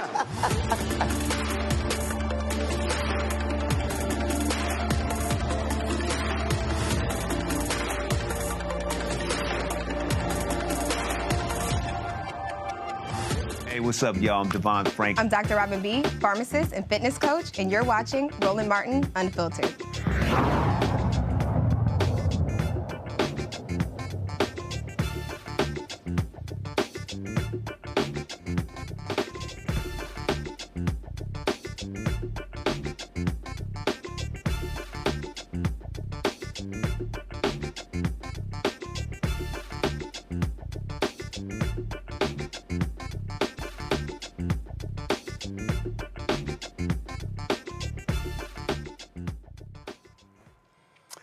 Federal prosecutors announced they are not going to pursue criminal charges against the cops involved in the beating death of Ronald Greene in Louisiana in 2019. Greene was a 49-year-old black man who died following a police chase that spanned a parish in Louisiana, ending in a violent encounter when Louisiana State Police troopers beat him. Now, they lied to his family, saying he died in a car accident.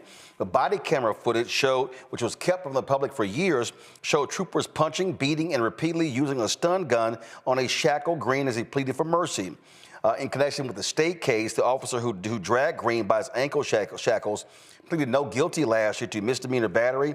Another defendant is scheduled to enter a similar plea this week. The Greene family's federal wrongful death lawsuit remains unresolved, having been put on hold while the criminal investigation were underway. Also, no charges will be filed against two Metropolitan D.C. police officers who shot and killed a black man in a McDonald's drive-thru. The U.S. Attorney's Office for D.C. said there was insufficient evidence to pursue federal criminal or civil rights charges in D.C. against the officers who fatally shot 25-year-old Justin Robinson on September 1st. They said that the USAO office, along with the U.S. Attorney's Office, along with D.C. Police's Internal Affairs Division, conducted a comprehensive review of various forms of evidence, including physical evidence, surveillance video, body-worn camera footage, audio recordings, recordings from nearby cameras, witness statements, autopsy records, and Metropolitan Police Department reports. According to police, Robinson was found unconscious in his car in the McDonald's drive-thru for approximately an hour before the vehicle moved forward and crashed into the building. During the investigation, officers noticed a gun in plain view on his lap. When an officer attempted to retrieve the weapon, a struggle ensued, and Robinson refused to let go of the gun and reached for the officer's weapon. That's when the officers fired into the car, killing Robinson. I'm very surprised, Greg, by that Ronald Greene case. The fact that they viciously beat him. They lied to the family saying he died in a car accident. I mean, I'm very surprised they cannot pursue federal civil rights charges against those cops. And then they lied. They obstructed the investigation. They lied to Louisiana State Police. I mean, this was one of the most shocking and most egregious examples of police misconduct. It absolutely was, Roland. Of course, you're absolutely correct. And the obstruction, it seems to me, that like you said, the obstruction charge would be the easier charge to make. It's difficult to really convey how the undermining of civil rights law that took place after the passage of the Civil War amendments during Reconstruction, particularly the 14th Amendment, has been a steady erosion. It isn't that those amendments and legislation pursuing them couldn't be effective, it's that judges have narrowed the meaning. So in these cases, federal civil rights cases, this takes you back past Cruikshank, or coming forward, United States versus Price, which was the so-called Mississippi burning case.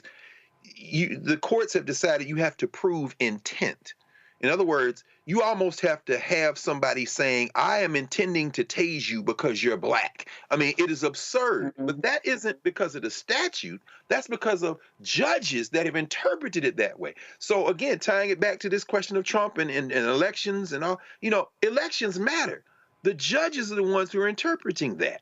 That's why finally Department of Justice can say, we're not even going to bring the case. Why? Because we can't meet the threshold of the intent burden. Now, of course, the civil cases go on, and you'll probably see what we've always seen, which is they'll write a check. But that isn't the point. The law has been created. Bad law has been created. Indeed. And I mean, we've had Ronald Greene's mother, Reese, on this show so many times, and I just certainly feel sorry for them because they got no justice from the state now, no justice from the feds. Yeah. It's like you said, Roland, this has been covered so many times. And as a society, and to Dr. Carr's point, through judges, we've decided that we are okay with writing $10, $20, $40 million checks when somebody has been killed by the police every time, as many times as it takes, before we will ever curtail the kind of behavior and implement consequences for that behavior. So when you're wondering why this department ain't funded because we're paying out $100 million in liability lawsuits in this state and that city and this it's because they always want to reserve the right to kill black people with indemnity. And now with Donald Trump being the next president, he's already said that's just going to be the law of the land, is indemnity, period. So we don't even have to have this conversation. We don't have to go through litigation. We don't have to go through these courts. We ain't got to have none of that shit. They can just do whatever the hell they want to do. And maybe that will eliminate having to even have civil judgments in that case. So to whatever extent that has been the implicit bargain, it's about to get a whole lot more explicit now. Niambi. Yeah, I mean, I think this is sort of par for the course. I mean, we've seen this so many times, and I don't have any faith that there will be any authority stepping in anytime soon to defend the lives of black people. Unfortunately, these families and these communities are devastated while, folks are talking about evidence, this, that, and the third. I mean, a man is dead here, right? Too many men and women are dead in cases like this.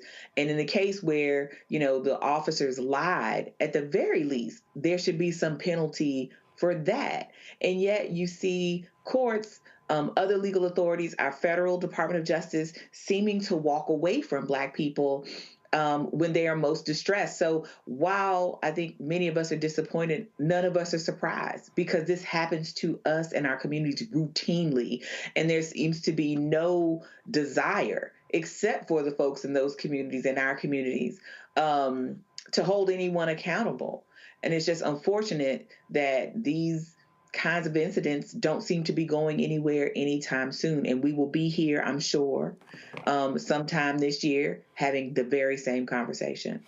Let's also talk about another action that the Department of Justice has taken, and that relates to voting rights. They have sued a locale in Tennessee for denying African Americans the right to vote who it is they actually want to vote for. Kind of important. We've seen this happen so many times across the country. And so according to the Department of Justice, what took place was a violation of Section 2. The Fayette County's Board of County Commissioners violated Section 2 during the 2021 redistricting by deliberately rejecting multiple districting proposals that merged black communities to allow black voters to elect a representative of their choice. DOJ officials in the lawsuit say that the rejection ignored the guidelines and recommendations of the commission's redistricting committee and the advice of an attorney it hired for the very process. And so here we are, folks, still fighting these battles. They continue over and over and over again. Let's talk Rudy Giuliani. A settlement has been reached in that particular case. You know, of course, he constantly defamed 2 black Georgia workers, and so he kept lying. Well, he got hit with a massive judgment, but they reached a settlement on Thursday. The agreement involves the ownership of Giuliani's Florida condominium and 3 World Series rings, which will be used to satisfy a $148 million defamation judgment against him. The settlement eliminates the need for a trial that was set to start this morning, with Giuliani scheduled to be the first witness. However, he did not appear in court. The former Georgia election workers secured the judgment against him, but the settlement terms were not disclosed. And so, listen, he's so scared of getting all his stuff taken. But when you kept opening your mouth and you kept defaming, this is what happens. And here's the thing that's hilarious, Reese. All these idiots did all this stuff to kiss Trump's ass, and Trump don't care about that boy. He ain't trying to help him out. And so this is how dumb they are, Reese. You screw up your life. You get disbarred defending that piece of crap, and he never cared about you. I know. Did he ever pay that invoice? Hell no. Because I could have sworn he wasn't even paying Rudy Giuliani's retainer. He owed Rudy more than $3 million. That's what I thought. But he ain't gonna take Trump to court. You know, don't write a check that your ass can't cash. That's just rule number 1 when it comes to talking. So the fact that he inflicted that damage, that tangible damage on Ruby Moss and Shay Freeman is just, it's so disgusting. And I'm glad that they kept their foot on his neck. I love to see black people being litigious. I love to see it, because they will sue us in the heartbeat and each other. So yes, to see 2 black women being litigious and taking this as far as they need to take it, I don't hope it's something else that's in there, because some rings and a condo, that's cool and all, but they win $100-some million. I want to see him pay up, and I want him to be, for the rest of his life, paying these 2 women what he owes them, because what he did was so uncalled for, so unprovoked, and it needs to send a message that they can't do that again. I don't feel sorry for his lying, dye dripping down his forehead ass Nyambi. And no one should. I mean, because who was feeling bad for Ms. Moss and her mom when this was all happening? Right? Like, who was feeling sorry for these women who are not public figures, who were doing what they thought was responsible? This is what we encourage our citizens to do, right? They're doing their civic duty. This was supposed to be a day in their life. Instead, these women had death threats made against them. People were doxing them. They couldn't stay in their own homes. I mean, this is appalling. And the fact that these women have said, we are not going to give up on this. We're not just going to shrug our shoulders and walk away. Now, they might have let him keep those rings that allegedly were gifts to his son, but they still got that New York apartment. And they still got not everything that's coming to them, but they still got something. And I'm saying that these women didn't ask for this. Rudy Giuliani did this. He had many opportunities to stop.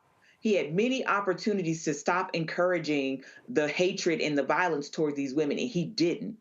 And I think, you know, even calling it defamation feels almost too light for what these women had to endure. I mean, we saw those women sit there and cry about how they had been treated and how they were afraid for their lives and the lives of their family and the children in their lives.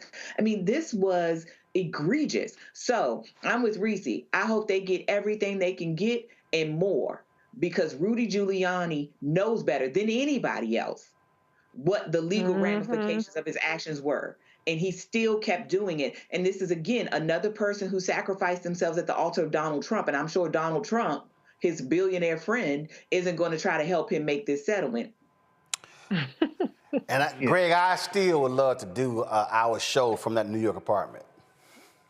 Well, here's the thing, Roland. It's not clear to me, because the reports that I'm reading say that he's going to keep the 10-room apartment on the Upper East Side, his vintage Mercedes being convertible, and the signed DiMaggio jersey and all that, and that Ms. Freeman and Ms. Moss lawyers said through their legal team that they had agreed to allow him to retain his property and other belongings, his most valuable stuff, in exchange for an undisclosed amount of compensation and a promise not to defame them again.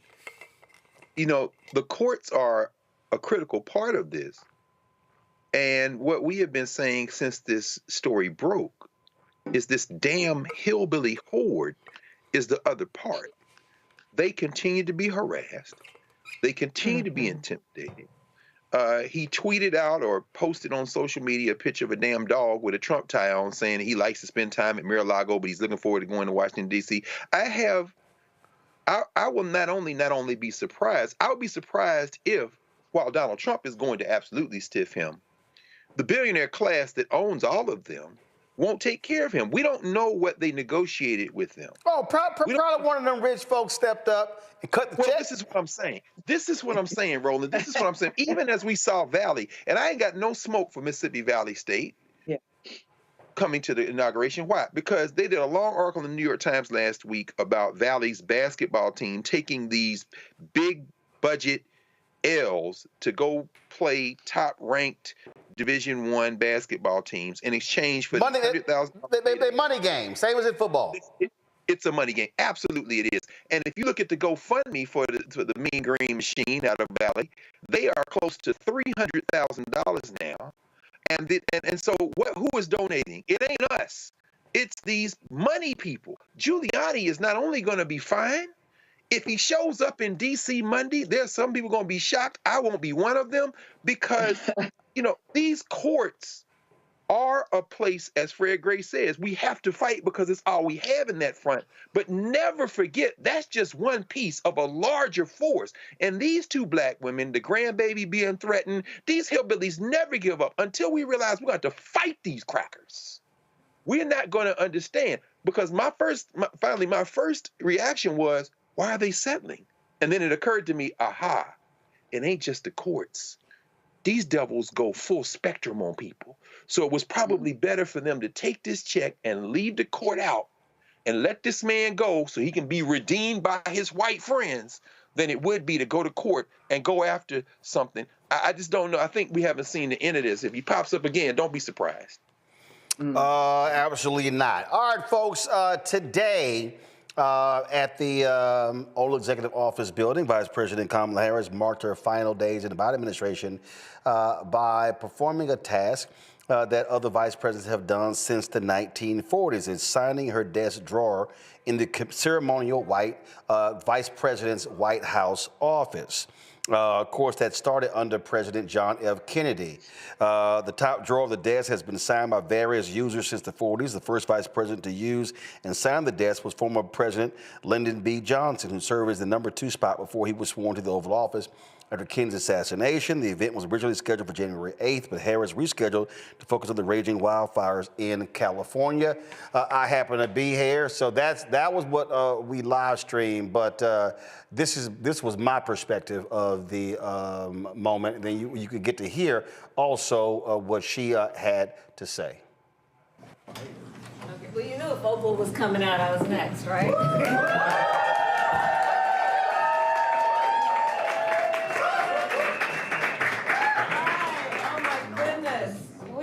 Alum from years and years ago and days ago here. And, I saw so many of everyone who was here during the holiday parties, but I just have to say again, I am so proud of our team. And this is a team that spans many years of doing extraordinary work on behalf of the people. And as you all have heard me say many times, I am fully aware that I am the public face of a lot of our work. And so I have the benefit of running into people all over our country who thank me.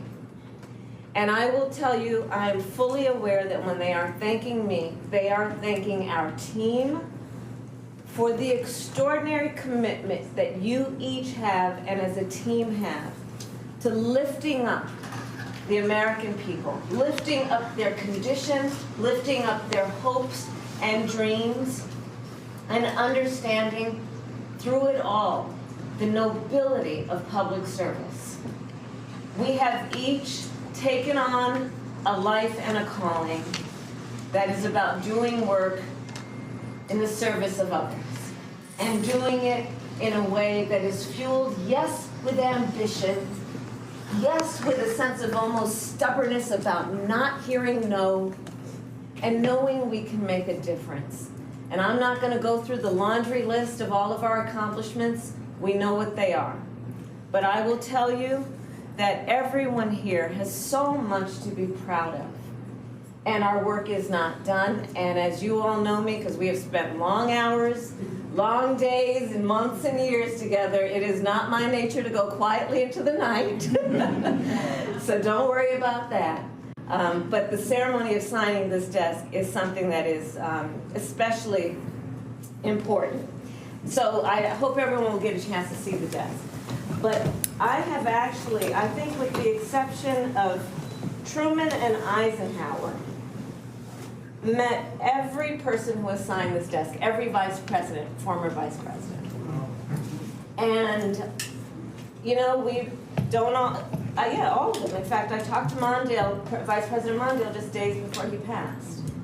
And I will say that although many of us might have disagreed, me and some of the previous vice presidents, on certain matters, policy matters, I think we all probably have shared a very common experience that is a through line as evidenced by the fact that we have this tradition of signing this desk since 1940, I believe.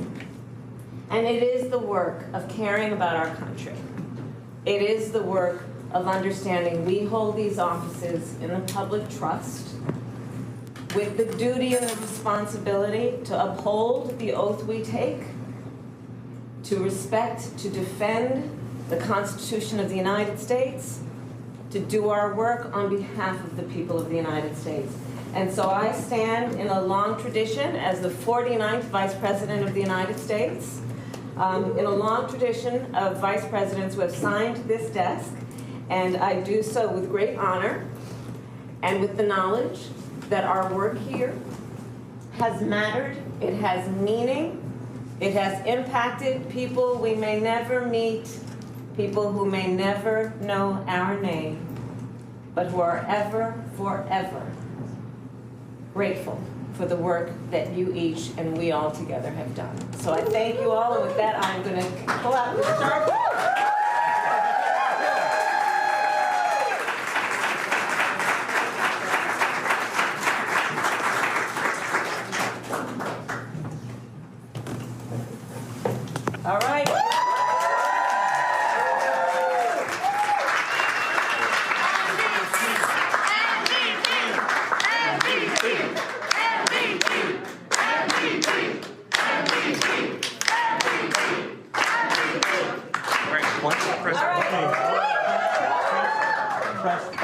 So a lot of the folks, you saw there were staffers, individuals who had worked for the vice president, folks who had worked for her when she was in the United States Senate. And I'm sure somebody's out there saying, well, my goodness, we want to see the desk. And that's what I would say, calm the hell down. This is actually her signature on the desk. And I think what you see there, so you see she's signing with a Sharpie. And so then what they do is they come behind and then they actually, you see, carve it into the desk. So they're going to have some work to do to carve that signature into the desk, because that's got some flourishing going on there. You know, the thing is, I've talked to different people about, the VP, her demeanor. Matter of fact, after that signing, she and I had an opportunity to catch up a little bit. And so people have been talking about, what's next, what's next. You heard her say, Reese, that I'm not going anywhere. There are thoughts. People have talked about, does she run for governor of California? Does she make a run in 2028?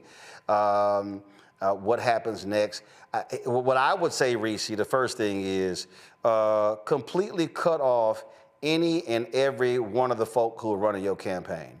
Right now, I would not be listening to Jen O'Malley Dillon. I wouldn't be listening to Stephanie Cutter, Quentin Folks, David Plouffe. The folk who took no responsibility at all for any decisions that they made. It was always blaming it on something else. And she really needs a fresh start. I think she needs to do a full examination of the campaign in terms of all that money that was spent, things along those lines. And look, the vice president also, has Secret Service protection for 6 months after. So come June, July, that changes. This will be the first time. I mean, from a security standpoint, this will be the first time she's not been a public servant since 2003. You're talking about 21 years. So now you're talking about hiring personal assistants and staff and things along those lines. Their home in Brentwood has been spared, but the question is, what's next? And so, from your perspective, what should the VP do next? Some say, hey, the hell with public life, go off and make a ton of damn money, her and Doug. Just your thoughts. Yeah, I've been a Vice President Kamala Harris supporter since day one. So slight amendment, this will be the first time she's not an elected public official since 2004, but she has spent a life in public service. The biggest thing that I would say for VP is whatever she does, to lean all the way in her authenticity and in her perspective as a Black woman in this country. That's what I would suggest more than anything. Throw out the focus groups, throw out whatever the consultant class is telling you, throw out any doubts that you may harbor about the direction that you should go, and just stay true to yourself. And that's why I believe strongly, and I will die on this hill, that I think that July 2024 candidate Kamala Harris would have won the election. The pivot was too hard, and I feel like she kind of got away from what galvanized people immediately behind her when President Biden dropped out. So I think if she stays true to herself and she leans in on all of the things that made her so compelling to be the vice president and to be the presidential nominee in July, I think that she will have the sky as the limit. If she plays it very safe, if she still tries to be kind of everything to everybody and not step on any toes, then I think that maybe she should just go make some money, if that's the case. But if she could lean in and she could do her and her fullness, then I think that she has, the world is her oyster. Niambi. Well, I disagree with nothing that you or Reese have said, but I do hope this Black woman takes a minute. She deserves rest. 20 plus years is a long time to be a public servant, but the beating that she has taken over the last few months, everything from excavating her relationship with her father to discussing her racial background, the validity of her marriage, her relationship to her stepchildren, her education, her career. I mean, this woman has been brutalized daily for months. I don't know that any of us could stand up to that level of drubbing that she got over this election cycle. So my hope for Kamala Harris is to do whatever she wants for as long as she wants, to take a much needed rest. I hope she does cash out. I hope she does write that book and go on that speaking tour. But if she decides she doesn't want to do that, right? I do think that there's a lot of momentum still. I know the Democratic Party may not be the place where she finds that love and that care that she needs, but I think that Kamala Harris still has a lot of fire in the belly and some gas in the tank. And I think if she can move past what people say is politics, because politics, that playbook is out the window. Donald Trump showed us, right, that you can chart a whole new course. Mm-hmm. And I think if she can, I think something that Reese said, her authenticity was always, I think, a big selling point, and we saw moments of it and flashes of it. And I think if she can get there, like you said, these consultants, these surveys, all that stuff means nothing, right? It's how you make people feel. And I think if she can get back to that place, I think she can be governor of California if she wants to. I think she could go back to the Senate if she wants to. I think there are a lot of avenues for Kamala Harris. But I do hope, as one Black woman to another, that she takes a moment to renew her spirit and find herself for herself again, because she needs a very, very deep breath and a much needed vacation. Greg. I agree. Of course. I am not fluent in Black women's hair. But looking at her hair today and thinking back to Trump's first inauguration when Michelle Obama sent a message to all people who don't even have to be very fluent in Black women's hair to understand that she didn't give a damn and she's not coming this time. That slick back ponytail, I'm like, I see you. Thank you. Yes. I think she's through with that. We watched her at the funeral, glanced back and saw her friend kikiing with her open enemy and turned right back around, and Doug burnt 2 holes in the front of the National Cathedral that I'm going to see where those laser holes are, because he refused to look anywhere except straight ahead. Mm-hmm. She's got to be tired. Just a bit of housekeeping. We'll take the bust of Thurgood Marshall that was over her shoulder back. That came from the Howard University School of Law. Madam Vice President, try to get that back to us over the weekend, because I don't trust those hillbillies not to break it when they come in. They have no rules. But I will say this.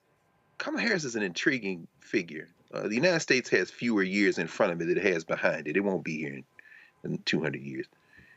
So the post-presidency of James Earl Carter will be the most successful post-presidency in the history of this criminal enterprise. I don't think there's any doubt about that. As she was signing that desk, I was reading to my students today from Dexter Scott King's memoir, Growing Up King, where he talks about the day they signed the Martin Luther King holiday into law. George Bush showed the King family that same desk and where he was going to sign.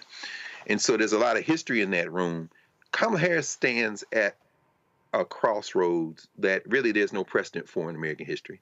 As Dr. Carter said, as Nyabi said, Donald Trump is the living evidence that you can't excellence your way into the White House.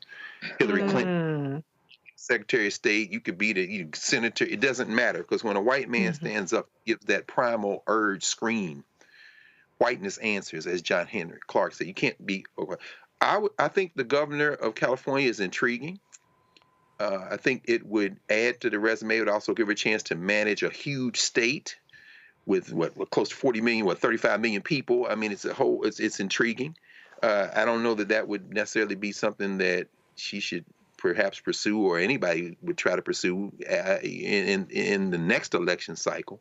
But I'll end with this, and I think this is what's intriguing. And I agree with everything you said, Reese, about authenticity, and Niambi, everything you said about the things that she has weathered. I, for one, her father living in D.C., an incredible economist, it would be excellent for them to perhaps even publish something together, because his ideas about how to reform an economy coming out of what they were trying to do in Jamaica in the 70s, 80s are intriguing. And she has a background, of course, her major was economics at Howard. That would be intriguing if she can make it up. But I'll end with this. If the vice president, after having renewed and refreshed herself, can continue to stretch in that authenticity, as you say, Reese, and expand not only her thinking, but her deep kind of commitment to really articulating a vision, not in 2028, not in 2032, if there's still a country, but at some point in the fairly near future, I don't know that the Democratic Party, which should implode at this point and be renegotiated, Jasmine Crockett and them ain't going to stand for nothing less than AOC and everybody else, if not in the next 2 or 4 years, certainly in the next decade. Imagine an intellectually grounded, deep-thinking Kamala Harris after having spent some real deep time thinking and working. Maybe the Supreme Court would be a nice ultimate destination, not in the near future, but let this thing play out and let's see what happens in this criminal enterprise, because who knows if it's going to be here, but if it is, it's going to have to be renegotiated, and maybe that's what Kamala Harris gets to end up being. William Howard Taft did it. Shit, Kamala Harris can do it. Well, I'll say this here. I think that I think that when you look at there were people who certainly supported the vice president. There are people who supported her because she was running against Donald Trump. There are people who supported her because she was the Democratic nominee. I do believe what's important would be to create your own entity that gives you the opportunity to raise money, travel the country, to help other people get elected, still be able to advocate for your policies and positions, and still play a role in this country. And to Reese's point, to see your true self. I'm going to say it again, I don't care. If there were anybody who were senior officials on her campaign, and I'm speaking of 4 people, the top 4, none of them should be involved in this effort. Jen O'Malley Dillon should not be involved in this effort at all. Because let me be real clear, there were some people who worked on her campaign who were responsible for dragging her name through the mud in 2021, 2022, 2023, and that was one of the reasons why her approval numbers were so low in 2024. Because see, they didn't think that she, and let me just be clear, there were some people in the White House, in the West Wing and the East Wing, who didn't want her to be there, who trashed her name, who leaked stuff to the media. We know who they are, and they don't know who they are. And they didn't think that 2024 was going to happen. See, they thought Joe Biden was going to be at the top of the ticket. And they didn't realize by sabotaging Vice President Kamala Harris in 21, 22, 23, literally trying to get her taken off the ticket, they didn't realize that actually hurt her immensely when they needed her the most in July 2024. So I would say there are some folk who may be around her who don't need to be around her, because if they're around her right now, they're around her for a check. But there is an opportunity, because here's what is going to be needed. What is going to be needed is going to be a real resistance. What is going to be needed is going to be a level of authenticity speaking to the issues that absolutely matter. What is going to be needed in this moment are going to be national Democratic leaders. Let's be honest, Obama has checked out.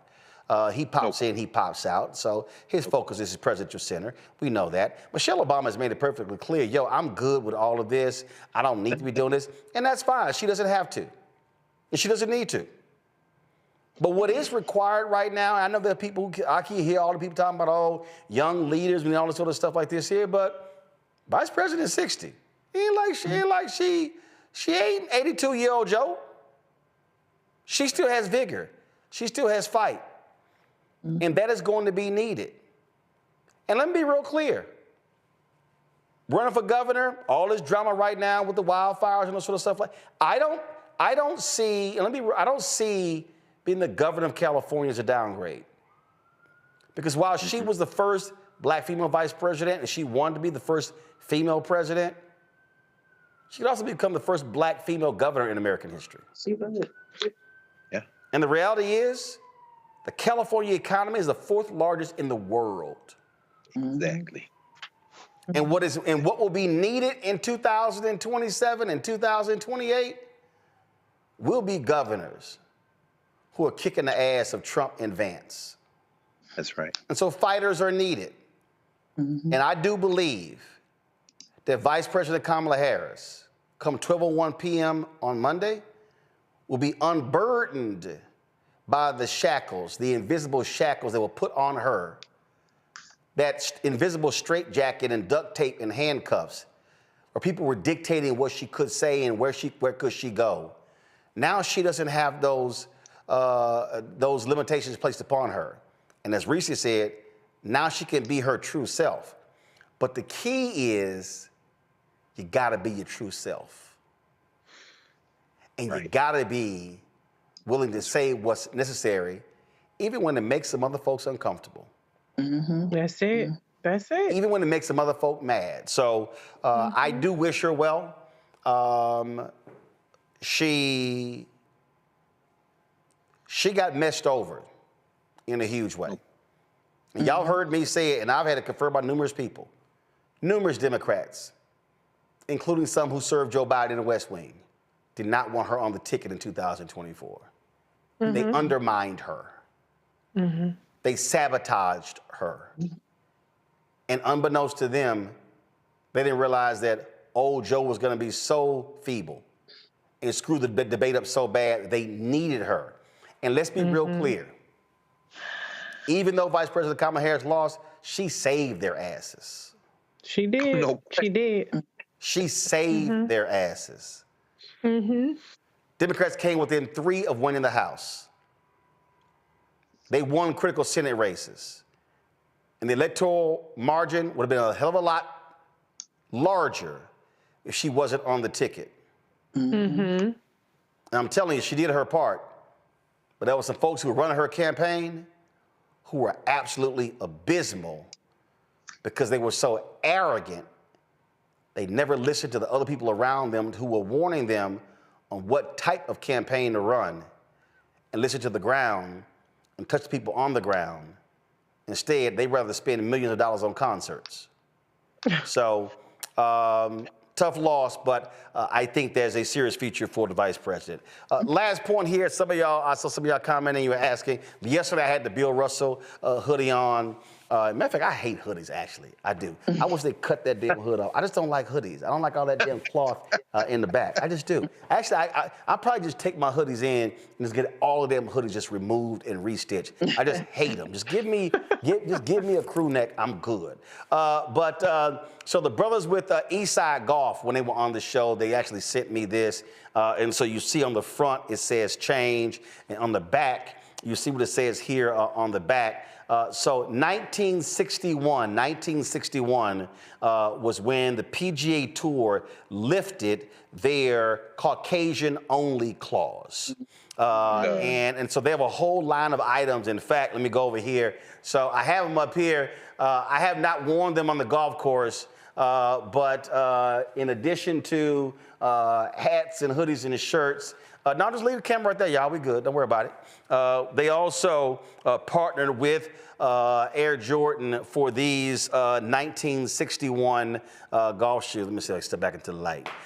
These 1961 golf shoes. And so again, the PGA Tour, so you had guys like Teddy Rhodes, Charlie Sifford, Lee Elder, and others, Calvin Pete, a long list, a lot of black golfers. There were a lot of great black golfers before Tiger Woods, y'all. A whole lot. But they could not play on the PGA Tour because they had a Caucasian-only clause. And so this is one of the hoodies. And so this is the logo of Eastside Golf right here. And so shout out to those brothers in Atlanta. So I just want to show them some love rocking this today. All right. That is it for us. Niambe, Greg, Reese, I appreciate y'all being on today's show. Thank you so very much.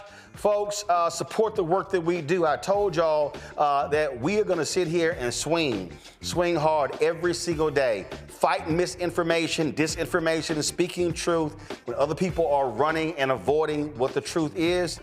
And so there will be no bowing down. No, there's not going to be, let's be civilized with them. Let's sit here and hear them out. Hell no.